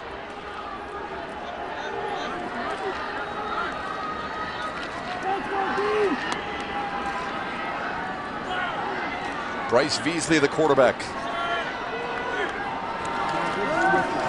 Throws it right away. Gets it into the hands of his playmaker, Abbott. He's tripped up shy of the 25. One of the issues you're going to face if you're Ron Bellamy, when you have great players, and he does have a couple great players, they're going to go at halftime. They're going to be chirping in your coach. You got to feed me now. You got to get me the ball. So you kind of balance that with, well, we want to be effective offensively, but we also want to try to get them incorporated in the game. So you try to dial some things up that can do both. Here's the ground attack right now, and this is Dennis. Jamar Dennis thrown out of bounds right near that first down yard marker. They'll mark him a couple of yards shy. Cody Hughes with his second straight tackle, the 5'8", 170 senior. Cody Hughes on defense for the Wolves. It's an interesting story about Veasley, because he's a guy who stopped playing football in middle school. Started his high school career at Southfield Lathrop. They closed that school, as most people know. His dad moves to the West Bloomfield School District, and he goes, and he's now a Laker. It's paid off for him. Quick throw to Abbott. Broke the tackle. That's what you want from a big playmaker. And then pushed out of bounds at the 42. You better be a sure tackler when you're trying to get number 9, A.J. Abbott, because if he gets you in space and makes you miss, he'll make this field small in a hurry. So he's able to break the first tackle, finally gets knocked out of bounds by Hughes. He's got a good athletic body, doesn't he? 6'2", 190. Veasley with an inside give. This is Colin Hurd, close to midfield. Yeah, I think that's her ticket. Hurd had some explosive runs in the first half. And fumbled once, but overall he ran the ball pretty well. You can't panic. If you're calling plays for West Bloomfield, just because you get stopped for no gain or a 1-yard gain and one running play, I think if you keep feeding number 6, he can make some good things happen. Veasley will keep it. Flag on the play. Broke a tackle. And into the 42-yard line of Clarkston. Might be coming back, though. Chop block on the offense.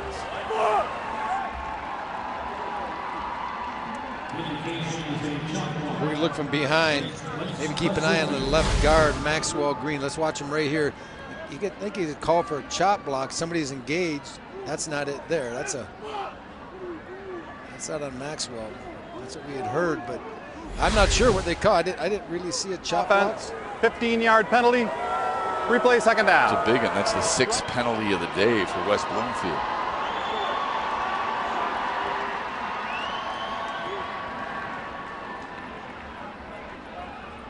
Take another look at it. Let's watch the right guard. Oh, I see it now to the right of the screen. That's a good call, because number 50, that's Blake Barnes, is engaged with the defensive tackle, and the right guard does shoot his feet. That's Matthew Goo. Veasley wants to throw. Big arm. Too big. Intended for Taj Mustafa, who we really haven't talked about much at all. Sure, you mentioned him in the open, but for a guy who has almost 60 rocks, over 800 yards, and is going to Wisconsin, I'm surprised he's not more involved in the offense. I'm surprised at his routes. They just basically all he does is run go routes. Right. You have to be more diversified. Run him on some comebacks. If you're going to run a go route, if all you're doing a comeback, go about 20 yards and snap it to the outside. I guarantee Tyler Houston, the corner of that side, will be still running down the field. Yeah, because you got to respect the speed. It's Ron Bellamy calling the plays, whoever it is, just not being patient enough right now. 3rd down and 20.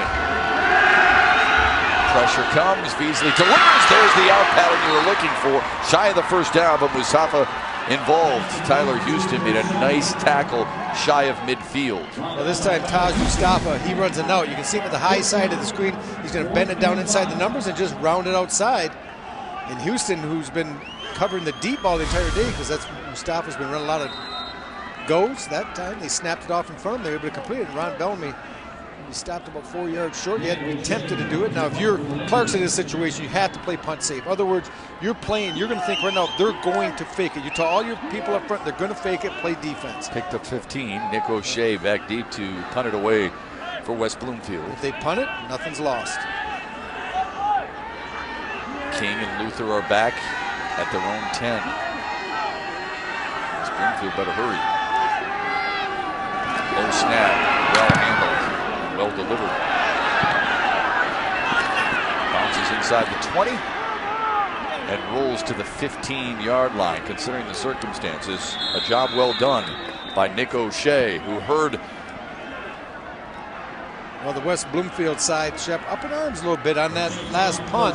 There's Ron Bellamy not happy either. Seems like your head coach, all the yellow flags go get you. See Nick O'Shea punt the ball.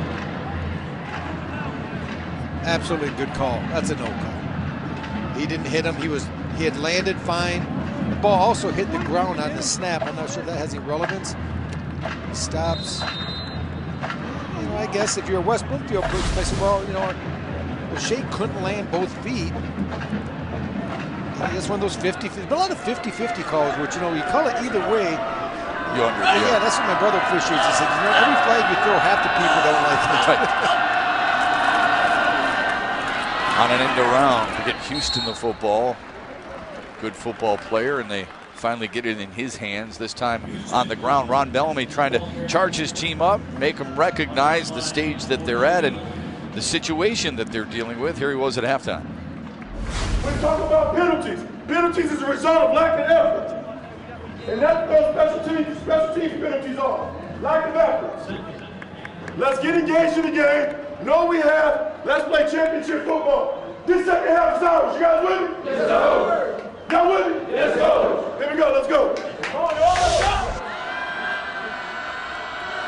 On a second down for Clarkston.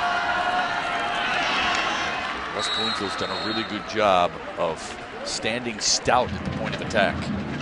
The bread and butter play of this offense is the inside zone. They like to set you up with that, and maybe it's just outside zone or the tackle wrap play. But in this situation, they're just not moving any bodies. You see why? Look at these two gentlemen. Those are some big individuals. Number 75, Javon Foster, 6'6", 290. And how about Jamar Ross, 6'3", 300. So good luck moving those two fire hydrants out of the middle of the field. You need a fire truck to get it done. 3rd down and 6 for the Wolves, who lead 3-2.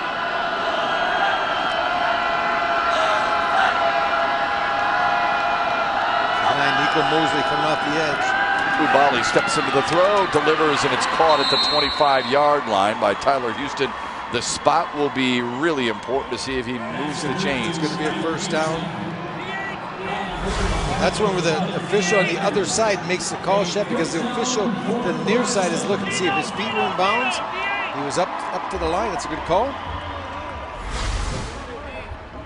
Good throw and catch, too, as evident by the Baker College Sky Cam.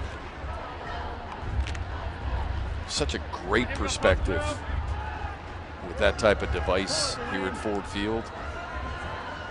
You see it in the NFL and college every single weekend, and we deliver it here at the high school level as well. 1st and 10 for the Wolves.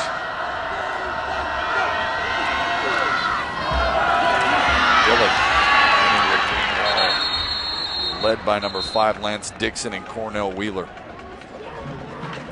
How much do you like number 5 in green? He is just so athletic and instinctive, man. I mean, he seems like he knows where the football's going, doesn't it? Well, he's going to be playing some football now. He's a junior, Shep. Yeah. Very instinctive, as you said, but very physical. Already been offered by Penn State and Michigan State.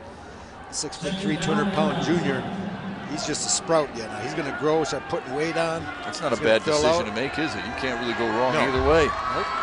State College for James Franklin, up in East Lansing, Mark Antonio, who play on Fox later on today. Dillon Found a little bit of a seam. Drags the pile for a first down. What a run by a 5'10", 175 junior. A kid who says, I think I can, I think I can, I am. I was just commenting after the last play, Billet is strong. You know, you said only 175 pounds. You can watch his leg drive. He cuts back to the weak side. This isn't one where he's got 5 offensive linemen pushing the pile. Right, he had one offensive lineman was in number 54, Noah Burt, but besides that, it was on number 16's shoulders, or rather his legs. What do you always tell me? You can't tackle high. You tackle high, you go for a ride for a lot of these good players. How many kids bench press more than they can squat? Fresh set of downs for the Wolves. Billet again. He's pulled down at the line of scrimmage. Jamar Ross.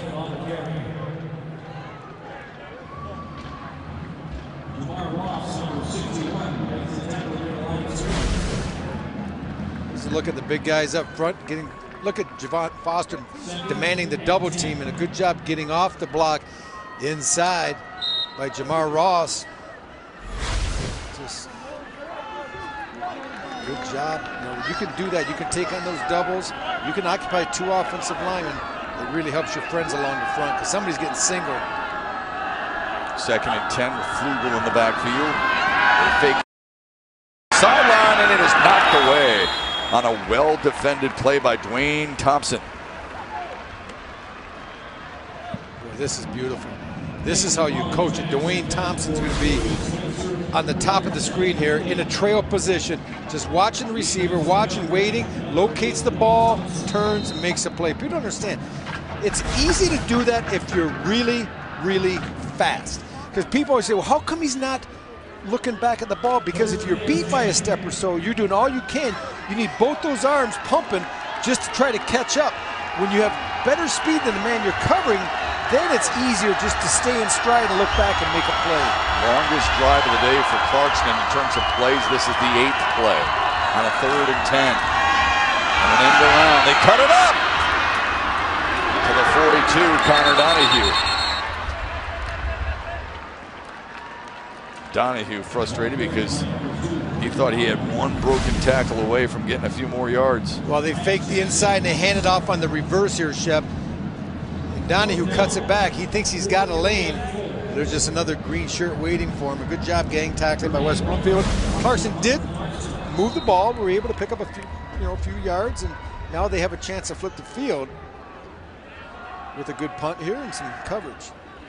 And West Bloomfield, as Ron Bellamy said, just avoid the penalties on special teams. Romer, the punter, handles a wide snap, delivers a dandy of a punt for Seidel, who fair catches it at the 18-yard line. 5:02 left here in the 3rd. It's a tight one. The Division I state championship game on Fox Sports Detroit.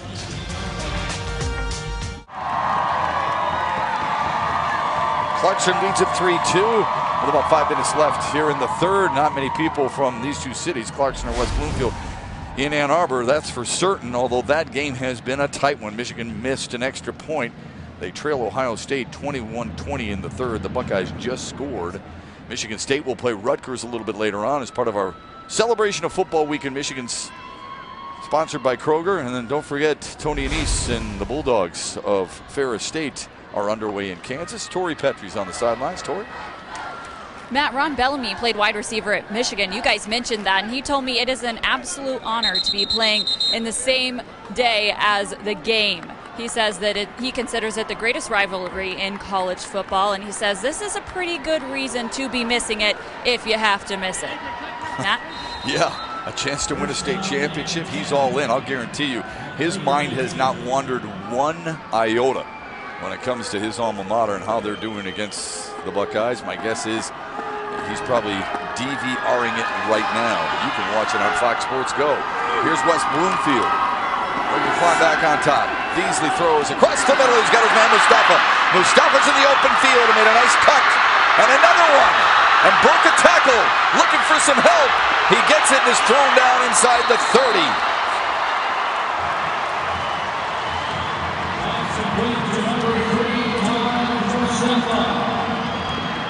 Well, Taj Mustafa makes this play because he does a great job beating coverage. He's going to have man coverage. He's going to make a swim move. He's going to come to the left side of your screen. He makes a swim move, gets underneath the defensive back, and now he's in space. And that's never good if you're a Clarkston fan because he's very athletic, very fast.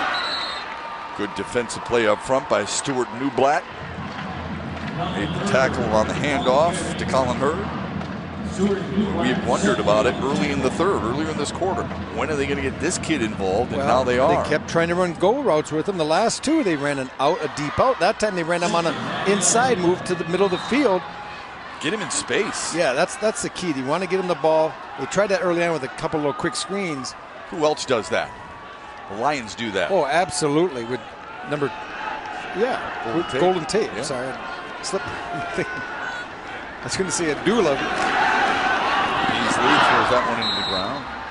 Now you want to get those guys who've got good quickness, right? Yes. I mean, it's a different type of receiver. Mustafa, a different receiver than A.J. Abbott. Abbott's tall, lean. He can go up and get the ball. Mustafa's a guy you want to get into space. Sometimes you'll see him in the slot, my guess would be, no matter where he goes or when he goes to Wisconsin, you'll see him in the slot receiver. Because he has really good quickness. We saw that in that route. We didn't really get a great look of it, but he was able to make a swim move. The defender tried to get a jam at about 10 yards. He needed a swim move and got inside underneath. And Beasley was waiting with the cannon to shoot it right at him down in the middle of the field. And what a great throw by Beasley. Empty set on third down and 11. 5 wide receivers. Beasley stands tall, no pressure, and he throws behind his intended receiver, Trey Mosley, who had 3 touchdown catches in the first game against Clarkston in week 4. This is 4 down territory for West Bloomfield anyway. Right? I mean, you're not punting it here, would you? I mean, no. Yeah, this is, you get 2 choices. Right. 4 downs, you go for it here. Yeah. Or if you have a kicker, it'd be a long field goal. You're talking about Shep, 47, 48. So you got your best players are outside and the one taking the snap. Put it in their hands and live with it. So now the people up for Clarkston up front have got to get pressure. They're going to bring linebackers. Here they come on a blitz. Beasley dances away and throws incomplete. Mike Flugel on the coverage. And West Bloomfield turns it over on downs. Well, they're trying to find Abbott. He ran a little 10-yard hitch. The bad news for West Bloomfield, not that he dropped it, but even if he catches it, he's going to be a couple yards short. Abbott's got to drive Flugel deeper, Shep, because even if he catches it, he's going to be short.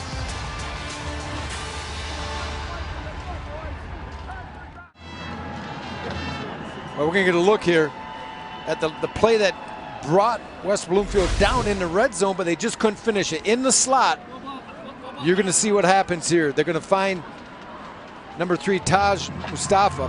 He makes a great move against Cody Hughes. Now, Cody was playing zone, Shep, which means but he still needs to jam and reroute Mustafa, but he wasn't able to do that. And then a nice throw by Visa. You get Mustafa the ball in space, and that's where he excels. But the defense rose to the occasion. They got down once again. We saw a turnover in the first half. That time we just saw a couple drop balls and not great execution by the Lakers offense. 3:45 left in this third frame.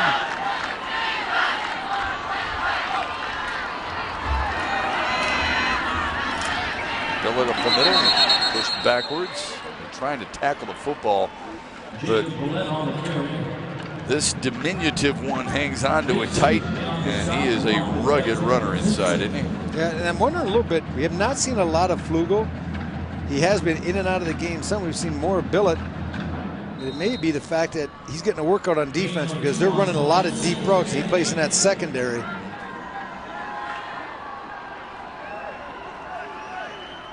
Billett averaging 5 yards per touch on 10 carries so far.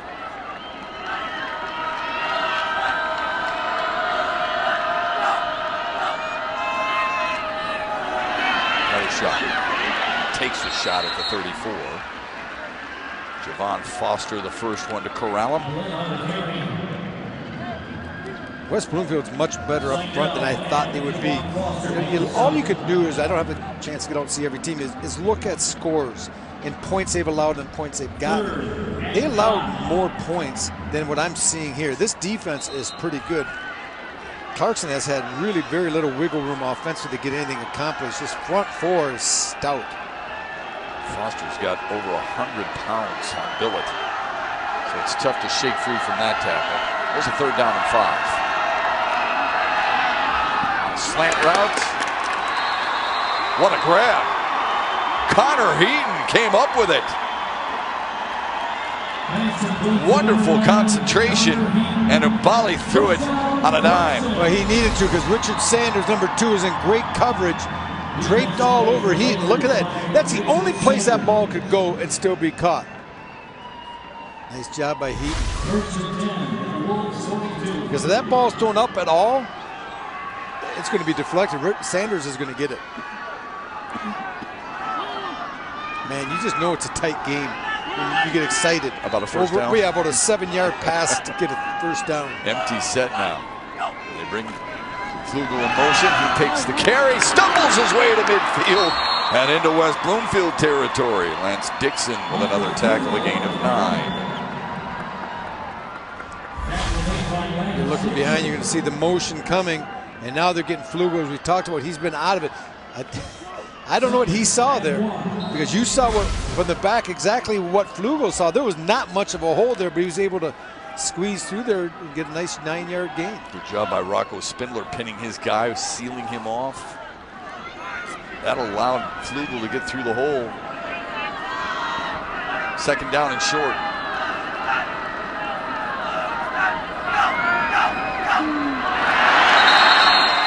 Remember what we told you in the earlier game about different rules in high school. You don't get a free play there. You make them jump. Play's dead. On the defense, 5-yard penalty, first down. When you're 290 pounds like Javon Foster, you hear that hard cadence. Once you get that body going forward. And Jamar Ross, like you said. Yeah, Jamar Ross, too. That is. Once you get those bodies going forward, there's a look at Jamar. It's hard tough to stop. pull back, isn't it? Yeah. Those are just men inside, aren't they? Biggins. What do you say? Big boy rolling. Big boy rolling. They don't stop once they get going downhill.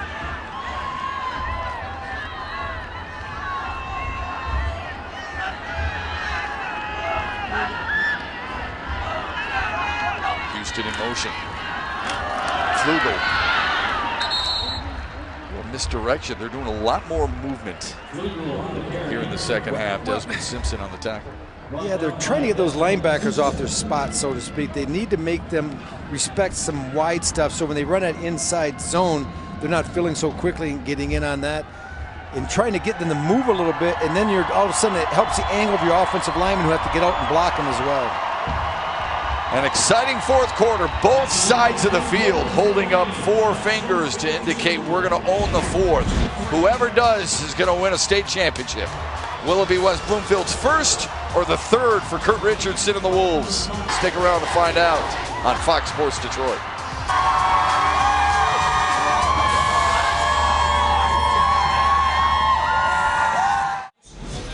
Clarkston leads here to start the 4th. They've won 2 titles already. 2013, Ian Erickson and company beat Detroit Catholic Central for the school's first ever. And then Kurt Richardson's team went back the following season, a new opponent, beating Josh Jackson and Saline by 8. Quite a thrill. Something you remember for life. That's what we're trying to achieve here again today. What's more difficult, winning the first or repeating? Oh, I don't know. I never came close to either. No, but I think winning the first. I think winning the first. A lot of people say, "Oh, it's harder to repeat." I think once you've been there, in a sense, it's going to be easier if you get personnel to do it, because it's not new. You're not intimidated. You're not in awe of the setting. Your kids are used to it. Like some of these kids, maybe as freshmen, sophomores, were up on one of those teams. It's like what we talked with Ottawa White Lakeford earlier today. Wakeford. That was a big deal for them. Fumble on the snap. Recovered by Ubali.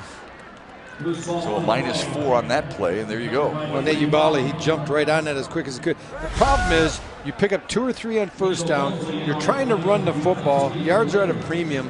Now all of a sudden you're behind the 6, 3rd and 11. You're throwing into the teeth of this defense, and that's the secondary. You have not had many guys open all day. The few passes you have completed have been very contested.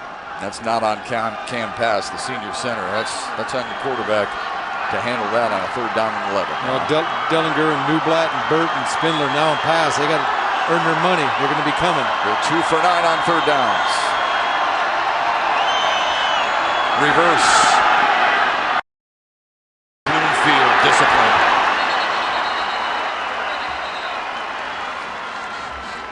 Makari Page played it as well as you possibly can. Back-to-back tackles for loss by the Lakers defense. We tried a little bit of a double reverse to Tyler Houston, try to get the speed corner to the edge, but very well played by West Bloomfield. Nothing there. Everyone stayed home. And you think you got a defense that's so aggressive. There it is. You see the first hand, then it's coming back. It's just too much discipline at the point of attack. Just a great job staying where you need to be. Makari Page, excellent play. That's 8 tackles for loss for West Bloomfield here in this championship game thus far. Big kick. Seidel watches it go over his head and into the end zone. How did these two teams get here? Well, Clarkston beat Catholic Central in the semifinals rather handily, and West Bloomfield used 3 Nick O'Shea field goals to beat Cass Tech. That's it. You know, you can beat Cass Tech. You're legit. I saw that, or said that yesterday. We were doing the De La Salle game when they were able to beat King. Those are 2 teams that get to Ford Field quite often. Solid programs, and that's really the big first stepping stone for Ron Bellamy to kind of dethrone Cass Tech as the Metro Detroit public school that kids want to go to because you're going to get to Ford Field. Now West Bloomfield is here. Now can he close the deal? These 2 teams used to scoring points, Rubes, but again, that's more of a testament to this defense. You just didn't think it would be this much of a differential. And watch you get a cluster here. Make sure you don't want the double move where they fake the bubble and somebody goes deep. Beasley hands off, and I'll tell you what, that's a pretty darn good run considering the type of pressure that Clarkston's defensive line put up front. Colin Hurd wiggled his way for a gain of 2. A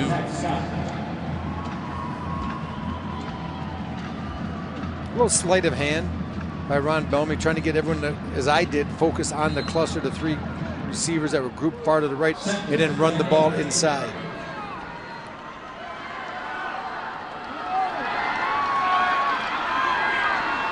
Blitz comes. They pick it up. Beasley throws. Deep ball, far sideline, just too much. Intended for A.J. Abbott. Once again, they try the deep go route down the sidelines. It's not like the receivers have been running open. They have a step, maybe. Maybe Abbott was open by a step. Flugo playing it pretty well. You also have Houston, who's been taking a lot of those deep routes at his corner position. Yeah, it would have to be perfectly placed in order to complete those passes. It is. It's asking. Yeah, that's also from the right hash throwing the left go route down the left side. West Bloomfield 2 for 8 on 3rd down so far. Let's watch Faulkner with the tight end, number 15. He's been kind of their go-to guy in a lot of the pass plays. Beasley wants to throw for it. He's flushed from the pocket. Now he throws on the run, incomplete through the hands of Abbott. And a flag on the play. We get a late hit, maybe. Oh, that's going to be a huge penalty because that's a turnover, basically. Clarkston was looking at getting the ball back.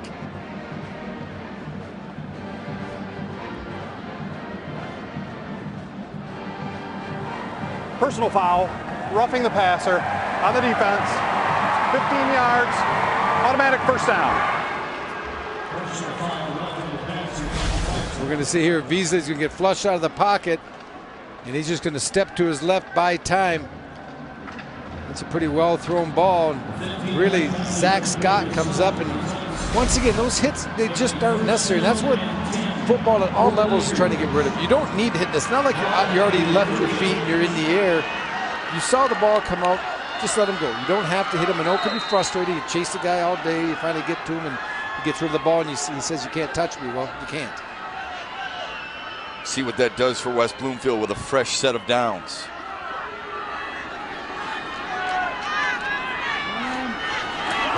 Right up the gut. Flag of the play. And a tackle made by Brendan Barker. Well, that play was broken down. Rocco Spindler we talked about earlier. Chop block on the offense. Second time that's happened. 15-yard penalty.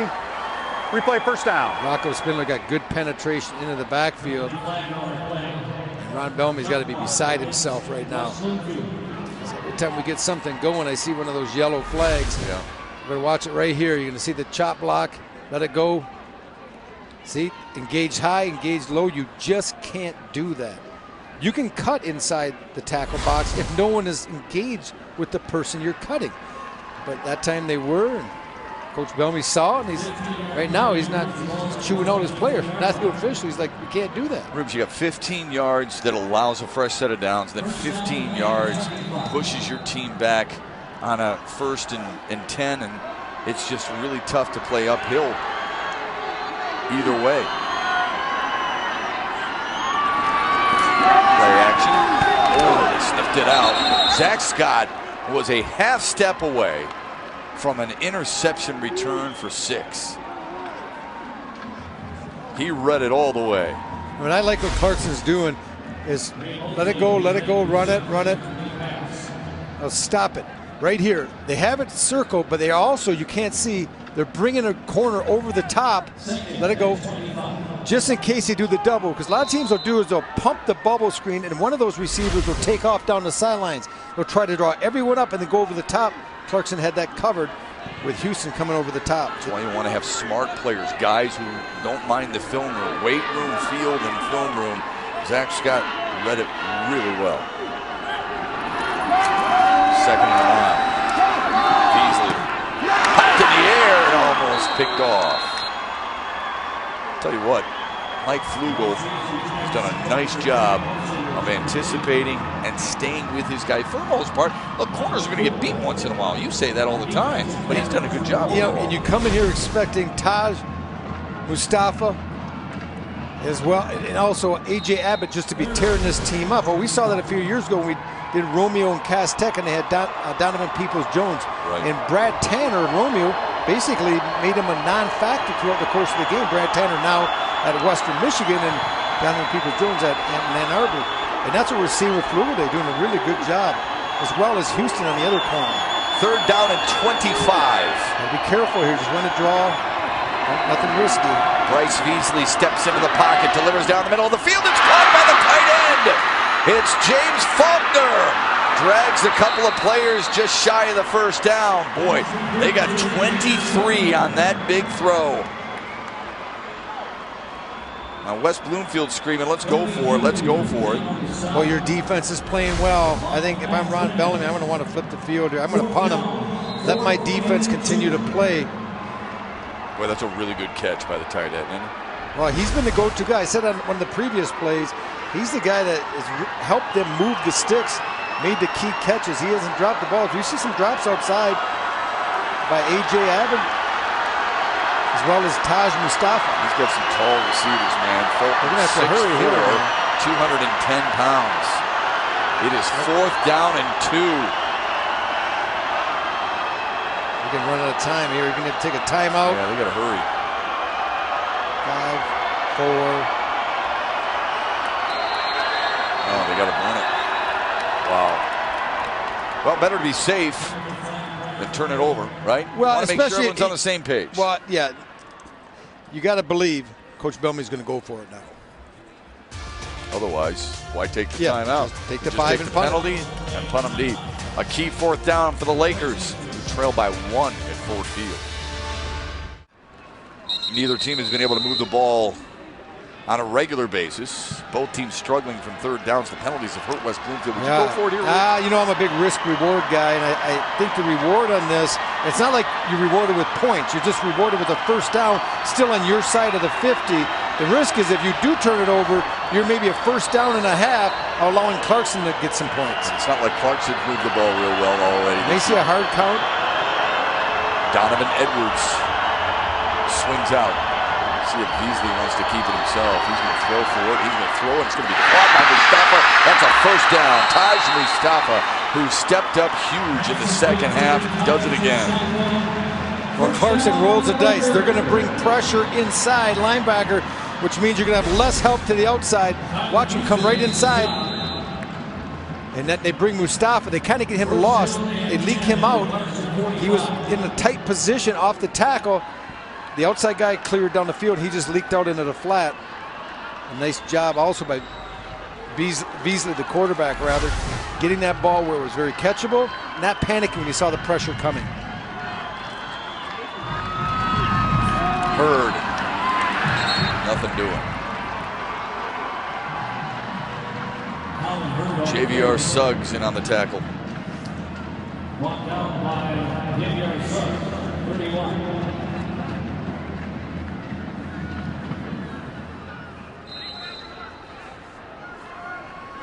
7 minutes to go.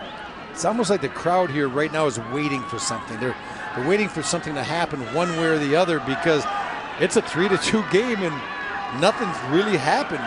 Yeah, they're all on the edge of their seats. It's good defense. Yeah. It's not a bad game. Don't get me wrong. It's good football. It's just they're waiting for some explosive play. Beasley wants to throw. Weaves his way away from pressure, and down he goes. The second effort on the part of Suggs, helped by Stuart Newblatt, did him in. Or JVR Suggs gets pressure inside. And you got to love Stuart Newblatt. He stays with it. There's Suggs. He kind of gets the first pressure, forces him. And then you see Newblatt loses him. But when you got a defense that is swarming like Clarkston's is, you got help from your friends. You slow him down, you take him off his path, you let your buddies come up and make the play. You don't get credit with the sack, but the coaches know when they watch this film, that was a great football play. Man, now you're behind the sticks again, 3rd and 19. Really putting yourself in some tough situations. Both teams have all day. Beasley throws far side out, and what a grab by Abbott. How did he haul that in? How about that throw? Woo. That's a right hash to the left side of the field, and I'm not sure this ball had much arc on it. When Beasley throws this, he throws it the back shoulder. Tremendous, tremendous catch. There's another look at it. You're Fluger, you're like, I can't really cover much better than I just did there. That's an NFL grab right there. You could throw that ball 50 times. That might be the only one that gets placed exactly there that's catchable. 4th down and 5. They converted a 4th and 2 to keep the drive alive moments ago.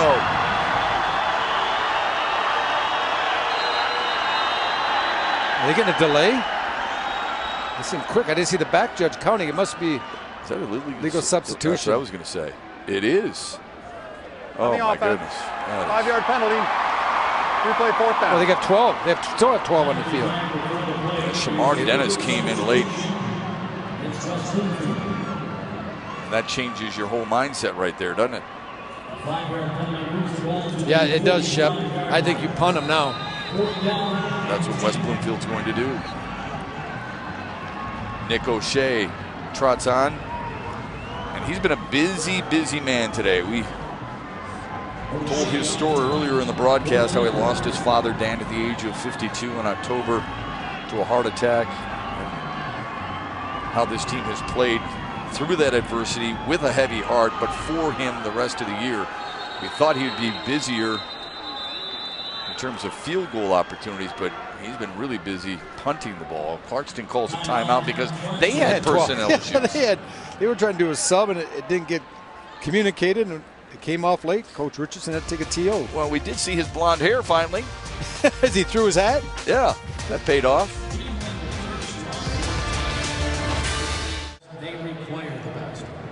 Welcome back to high school football state finals here on Fox Sports Detroit. I am joined by Mark Spindler, who played for the Detroit Lions. Now your son is playing for the Clarkston Wolves. What is it like watching him in these final minutes? You know, I haven't felt like this in a long time, but I mean, you can't ask for a better football game. You know, a great team versus a bunch of great athletes, and going down to the wire. And you know, I have a lot of apprehension, a lot of nervousness, but you know, hopefully the great team beats the great athletes today. You got a little good luck charm with you here today. What's this? My son, he won the wishbone turkey pull for the first time against his sister since he's been born, and so I thought I'd bring it with me. I got 2 other ones in my pocket. We can't bring those out, but you know, it's not going to come down to luck. It's going to come down to who's the best team on game day. And you know, to say I wasn't nervous, you know, I'm just cautiously optimistic. I mean, we're in the position that we want to be in. Hopefully things go well on this punt and we can score pick up a couple first downs, and that's what we do, run the football and run this clock out and win, get out of here 3-2. More nerves than playing for the Lions? There's no doubt about it. The first time I've ever watched, anybody other than myself play football, and to be in a state championship football game, I couldn't ask for anything more than this. I mean, this is a great opportunity and it's a great feeling, but it's tough. Thanks, Mark. Back to you. All right, Tori, thank you very much. Good fair catch inside the 10. Rouge, you know what that's like, because you've been watching your kids play. Yeah. I've watched mine. You watch your son at the collegiate level. I watch my youngest son play college lacrosse. You're never comfortable, are you? You're never comfortable. It's horrible. As a player, it's wonderful. It's horrible because as a player, you felt you had some control of what's going on. Yeah, right. But as a parent, even as a coach, I felt I had a little bit of control because I got to call plays and so forth. But as a parent, you have no control. You're at the mercy of whatever the coaches are calling down on the field, and you just hope that your kid doesn't do something that costs the game. You don't need to win the game, just don't lose the game. That's right. It's nerve-wracking, there's no question, but it's a proud moment, too. Mark Spindler, by the way, when he left high school in Pennsylvania, the National Defensive Player of the Year. Emmitt Smith was the Offensive Player of the Year that year. Flugel gets hit. Clarkston, he had mentioned a couple of first downs as a mindset for Kurt Richardson. Clock is winding down. We're approaching 5 minutes. You got to be careful. You don't want to be too conservative, but you do need a couple of first downs. Do you change your offensive philosophy? I'm going to stomp on you here, but the beauty is if you're Clarkston, you don't have to change because this is what you do. They're still going to run the inside zone. They're still going to run the counter, the complementary, tackle wrap play around it. And they're going to run maybe a little bit of jet, and they might throw something short, but basically they're just trying to run their offense just more efficiently and effectively. 2nd and 10. Billett. Squeeze through. Balanced up. Big run. Are you kidding me? To the 25. This little guy is the engine that could.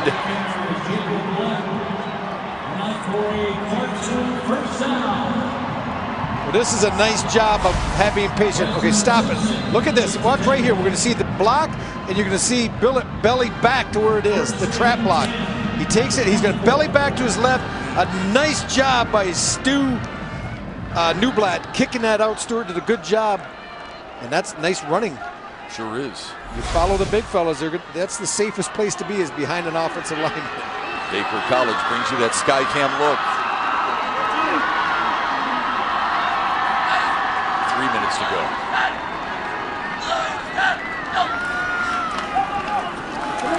Oh, that was punishing. Desmond Simpson came up 6'2", 200 pounds of him, and delivered a huge blow on Jacob Billett. Listen to this shot.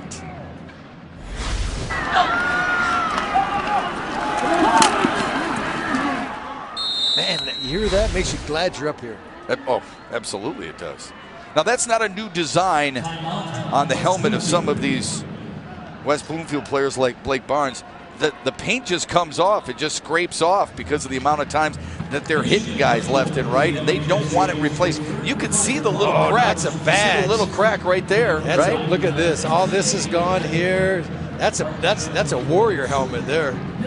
Don't you remember using these, how many marks you could get on your helmet and they want you to clean it after the game? I always wonder that in baseball. I wonder, do you like to have the shiny helmet, or do you like the one that has the pine tar on top? Right. That's the thing that kind of is challenging. Nick Castellanos has the pine tar on his helmet on a regular basis. West Bloomfield called that timeout. They have one left.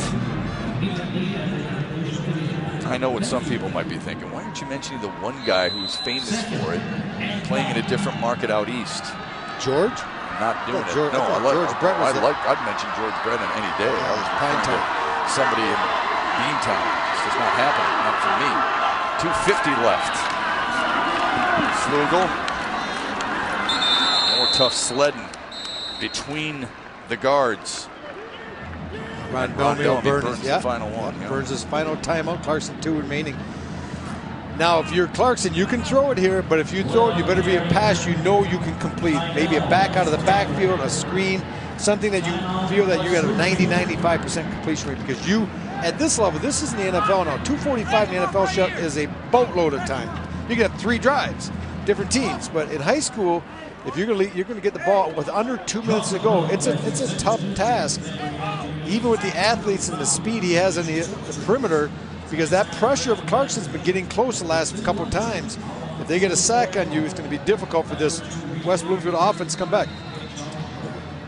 Kirk Richardson hoping to win a state championship. He's won 2 before, hoping to pull a double dip for the school because Dan Fife was able to pick up his first ever when his Wolves were winners over Grand Rapids Christian 75-69 at Breslin Center.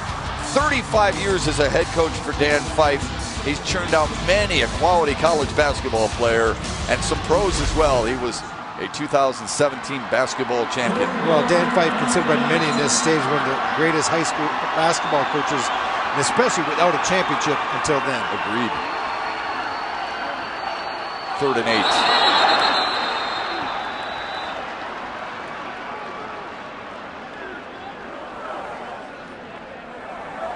Prior to the snap, encroachment on the defense, 5-yard penalty, replay 3rd down. Too many penalties for the Lakers. We're going to look here. We definitely saw Flugel turn up the field too quick. He's going to come in motion, watch the line. Yep, that's a great call by the officials because Flugel did turn up too soon, but West Bloom did jump into neutral zone prior to that. 10 penalties for the Lakers, giving Clarkston 90 yards. Yep, that's a huge penalty because that makes it a manageable, even with a running game that has struggled, an opportunity to pick up the first down. Billett, the lone setback. That box is full. He gets the call, and he's going to lose yards. Now, if you're West Bloomfield, you want to get off the pile as quickly as you can, let the officials spot it so they can start the play clock. They tried drawing the defense a little bit. You're going to see the motion coming at you, but West Bloomfield has seen that enough today that they didn't even respect it at all. Brought Connor Heaton in motion, but nothing was there, and a good job getting in. You see that many guys in the box, you have to know it's going to be a challenge to get the first down up the middle. Clarkston will wait as long as they possibly can. Yeah. It's an underrated part of coaching. Clock management. Right. And you see it, poor clock management, even at the professional level. That's good clock management by Kirk Richardson and his staff, trying to take every second off the clock. Now, special teams had played a huge role in this 3-2 game, and they could play a huge role again here. You got to make sure you get a good snap. Now, remember, early in the game, struggling, Cody Spears had the snap that led or gave the only 2 points to West Bloomfield. So you got to get a good snap, you got to protect, you got to punt off, then you have to cover. And on the other end, Shep, if you're going to make the catch, you better make the catch in the return game. I know some people might be wondering this at home. The fewest points ever scored by a winning team in a state championship game was 3. I know what this will set a record for. No, it won't. I was going to say the lowest scoring game winning by the least amount, 1 point, 3-2, if it stays. But there's a lot of football left. That was, by the way, 1987 in the Class A state championship when Anaheim were playing. Cody Spears, the long snapper. Jermaine Romer, the punter. Nick Seidel to return it. Good snap. Good kick. Seidel drifts back. Over the shoulder grab of the 25. Looking for a seam on the outside. He's got it. He's pointing forward. Flag on the play. He's into Clarkston territory. Wow, guess what? Poor Ron Domi, he's got to be beside himself. And he talked to his team at halftime about all the penalties on special teams. Their return game has been good. It's just the penalties have nullified any positive yards they've been able to pick up. Yeah, Ronnie, I feel your pain.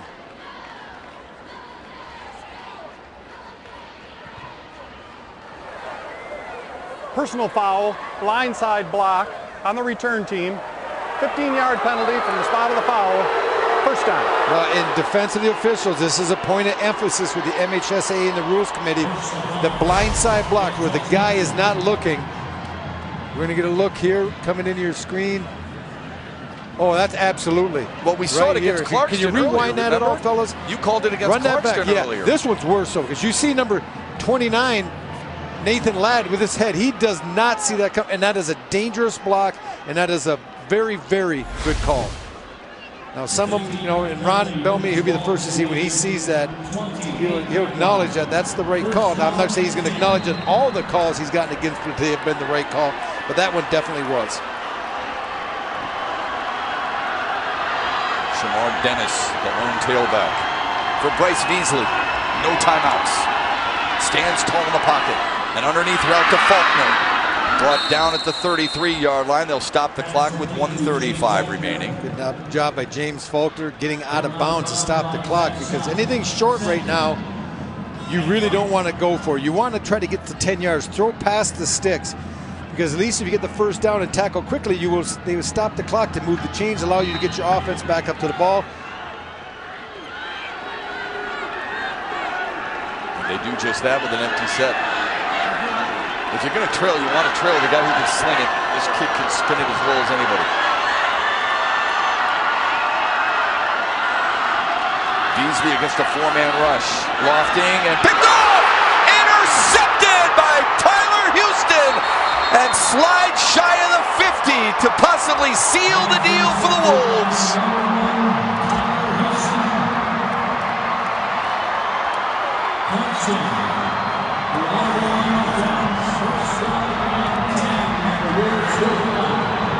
Well, what a play. What a way to end. And it will end this, because it's going to be take a knee with no timeouts remaining. This ball just gets away a little bit. It's a touch pass. Veazey's trying to hit Faulkner down the middle, down the seam. He's been the go-to receiver. That time Houston, he just swoops in like a hawk from the weak side. He comes about 20 yards to make this play. Tyler Houston, I think he may be the MVP of this game. Not for that play, what he's been able to do against Taj Mustafa and A.J. Abbott throughout the course of the day to limit those two receivers along with Flugel, Shep. Well, how much does it help that he's a wide receiver on offense? Nice hands there. The best cover corner, according to Kurt Richardson, and a team-high 6th interception after that pick.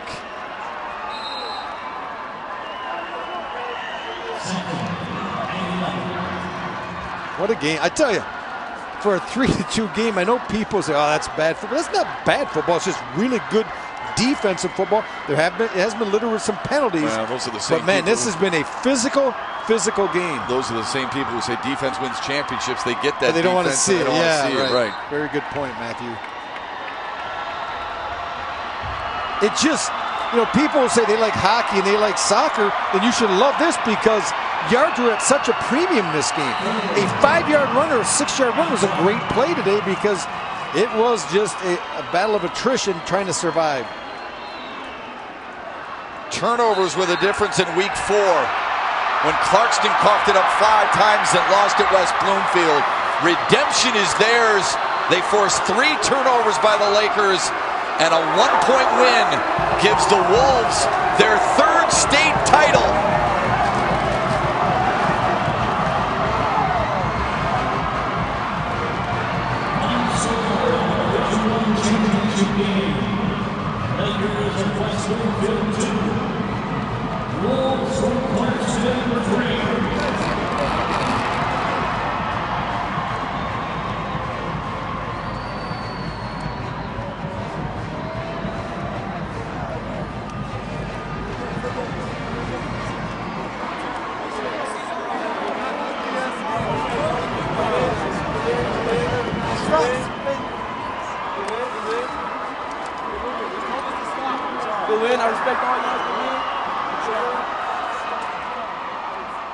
Clarkston was still celebrating their basketball championship from last March, and now the feel-good feeling continues. Tyler Houston seals the deal for Clarkston, and they win it 3-2 in a tug-of-war at Ford Field.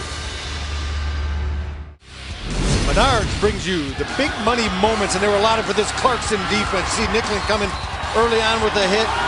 Veazey took a lot of shots in the course of this game, Shep. They were everywhere. This defense, which allowed 37 points the first time they met, only allowed 2 here today. There was a group effort, creating turnovers, creating plays, getting pressure.